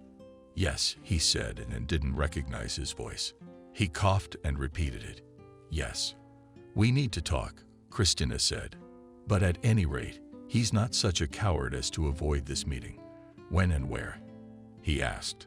Apparently, she thought for a few minutes, because he hastily suggested. "At my work is not worth it. All the same will interfere. But there is a good cafe opposite the office." "No," said Christina. And he literally saw her hard grin. "I don't want to go to the cafe with you. I'll give you the address. Come to our house and we'll talk." He got the idea that she wanted him to show up as a groom, honor with flowers, and propose. Life had put her through its millstones, but Christina still remained a storyteller. "My home would be gone," Christina said. "She's gone to a friend's house, but come in the morning. Then I'll leave too. I'll get ready." And Christina hung up. Less than an hour had passed, and he was already outside her house. He didn't remember having been in this neighborhood before. There were old 5-story buildings, shy of the dirty courtyard. Of course, no intercom. So Stephen immediately rang the bell at the very door of the apartment on the 3rd floor. In the semi-darkness of the corridor, Christina seemed to him the same. The same small figure, the same dark hair lying on her shoulders. He handed her a luxurious bouquet of white and pink roses. Such gifts to favorite girls, they put them in a bucket, not in a vase. "Come in," Christina said. She did put the flowers in a bucket. Probably there were not so many vases in the house to divide them into bouquets, and the skeptical simplicity of a small apartment. And behind the screen door, Stephen's mom's bed must have gotten even grosser on her soul. Christina pointed him to the sofa herself sat opposite, straight, stern. She didn't offer tea or coffee. "Christina." He mustered up the courage not to go around. "Yes, around. I think you've told mine. And I think you know what happened yesterday." She nodded and said nothing more. She didn't come at him with reproach. "I was terribly guilty, and I wanted to make my proposal, to ask her to marry me. Marry her she won't regret. I'll do anything to make sure she won't regret it. She'll have everything I can give her." Christina shook her head slowly. Or did he take his hand to his throat? Did he want to help himself to talk? Or is she my daughter? "At one time I didn't know whose daughter she was," Christina said. "But when Benjamin died, I pulled myself together and did the test, and she's Molly." Stephen dropped his head to his chest. He could finally breathe. "She won't marry you," Christina also said dryly. "I'm sorry, Stephen. And rich, and you have a firm and a business. You own factories, newspapers, steamships. But there's just something about you. I couldn't love you, and mine won't either. And you can't really love her. You can't love anyone but yourself. But I ruined her life." Stephen didn't try to get out of it. "I could have tried to redeem myself somehow. Isn't that a lot of honor to take on?" The last thing he expected was to hear Christina say those words. "She'll forget what happened sooner or later. But if she gets involved with you and gives you a piece of her life to run away on a soap heel, yeah, she learned a lesson, albeit a hard one, but it's just a lesson. It's not a tragedy. So what do you want me to do for her?" Stephen asked, and then he added, "And for you too. You realize that she will leave your firm now," Christina said. "The girl has no connections. It will be hard for her, if you help her, not because of what you did, but in memory of our former friendship. You remember how we were friends with Benjamin, all 3 of us. That's probably fair. You know, third hand somehow, and she won't take you. Did you tell Molly about us?" he asked. Christina nodded. "Yes, she and I have always been, and will always be honest with each other. It's not easy for her right now, but she'll recover. She may look weak, but she is strong. What can you do for me?" "Take me to the train station. You're leaving." Fear has awakened in him again. Of what? Of me. "Where are you going?" "To the train station," Christina repeated. "It leaves in an hour and a half." Just then, he noticed a wheeled bag in the corner. "Let's go," he said, standing up. The car is downstairs. On the way, he tried to ask her about how she had lived all these years, about her children. "I'm sorry," Christina said. "The subject is closed to our lives. I don't want to let you in." For a few minutes they drove in silence. "And I take it you're still single." Christina was staring at herself. "And it looks like I'm not going to have anything serious in my life." "Christina, I will not ask you about yours. But you have always been great, as it is said, about the soul of the soul and poison." She interjected, having heard it more than once. "You always knew what was in everyone's soul. I could predict what was going to happen next. Tell me, please, am I going to be alone in life like this? What do they say about women? A celibate veil? Am I wearing a crown or something? Why is my love life not working out?" he asked. But he kind of knew her answer. Now she would say, "Because you don't need anyone yourself. Can you get married?" said Christina tiredly. "Just don't be under any illusions that you'll be loved. If you openly see that a girl is attracted to your money, marry the one you want. But why such a girl? Because only soulmates make a good family." Christina shrugged. "If you want someone to look over you in your old age, make a marriage contract and live with your eyes open. You and your spouse have a business arrangement. You her youth, beauty full of obedience, like in the East. And for her, a life of luxury while you're alive, and a bank account. After you're dead." "Majorca was 100 times worse than me." "Did you love him?" "Who told you he was worse?" "Yes, he drank himself to death. But he knew how to love when he was young. And you don't have that in you." "Absolutely. That's how people don't have the gift of music, or can't draw. You can't fight it. You can't make it work." When they arrived at the station for train 3, they were already boarding. "Where are you going?" once again he asked, already not hoping that she would answer him. But Christina answered to her eldest son to John's apartment, leaving Molly behind. "If she wants to, she'll stay in town. If she wants to, she'll move. I've never stood in the way of my children. And he needs me now. I can feel it in my heart. He's out in the middle of nowhere. I have to take a train, then a bus. John works as a forester. He lives in a cabin with no facilities. That doesn't scare me. We've been there. But we need to warm our hearts right now. He and me and him." "Did he call you?" "No, he won't. I can just feel it. I told you, you called me. How's that for a soul?" Christina climbed up on the step of the carriage. Stephen helped her lift her bag. She nodded and went straight inside. The train had already pulled away from the platform, and Stephen followed it.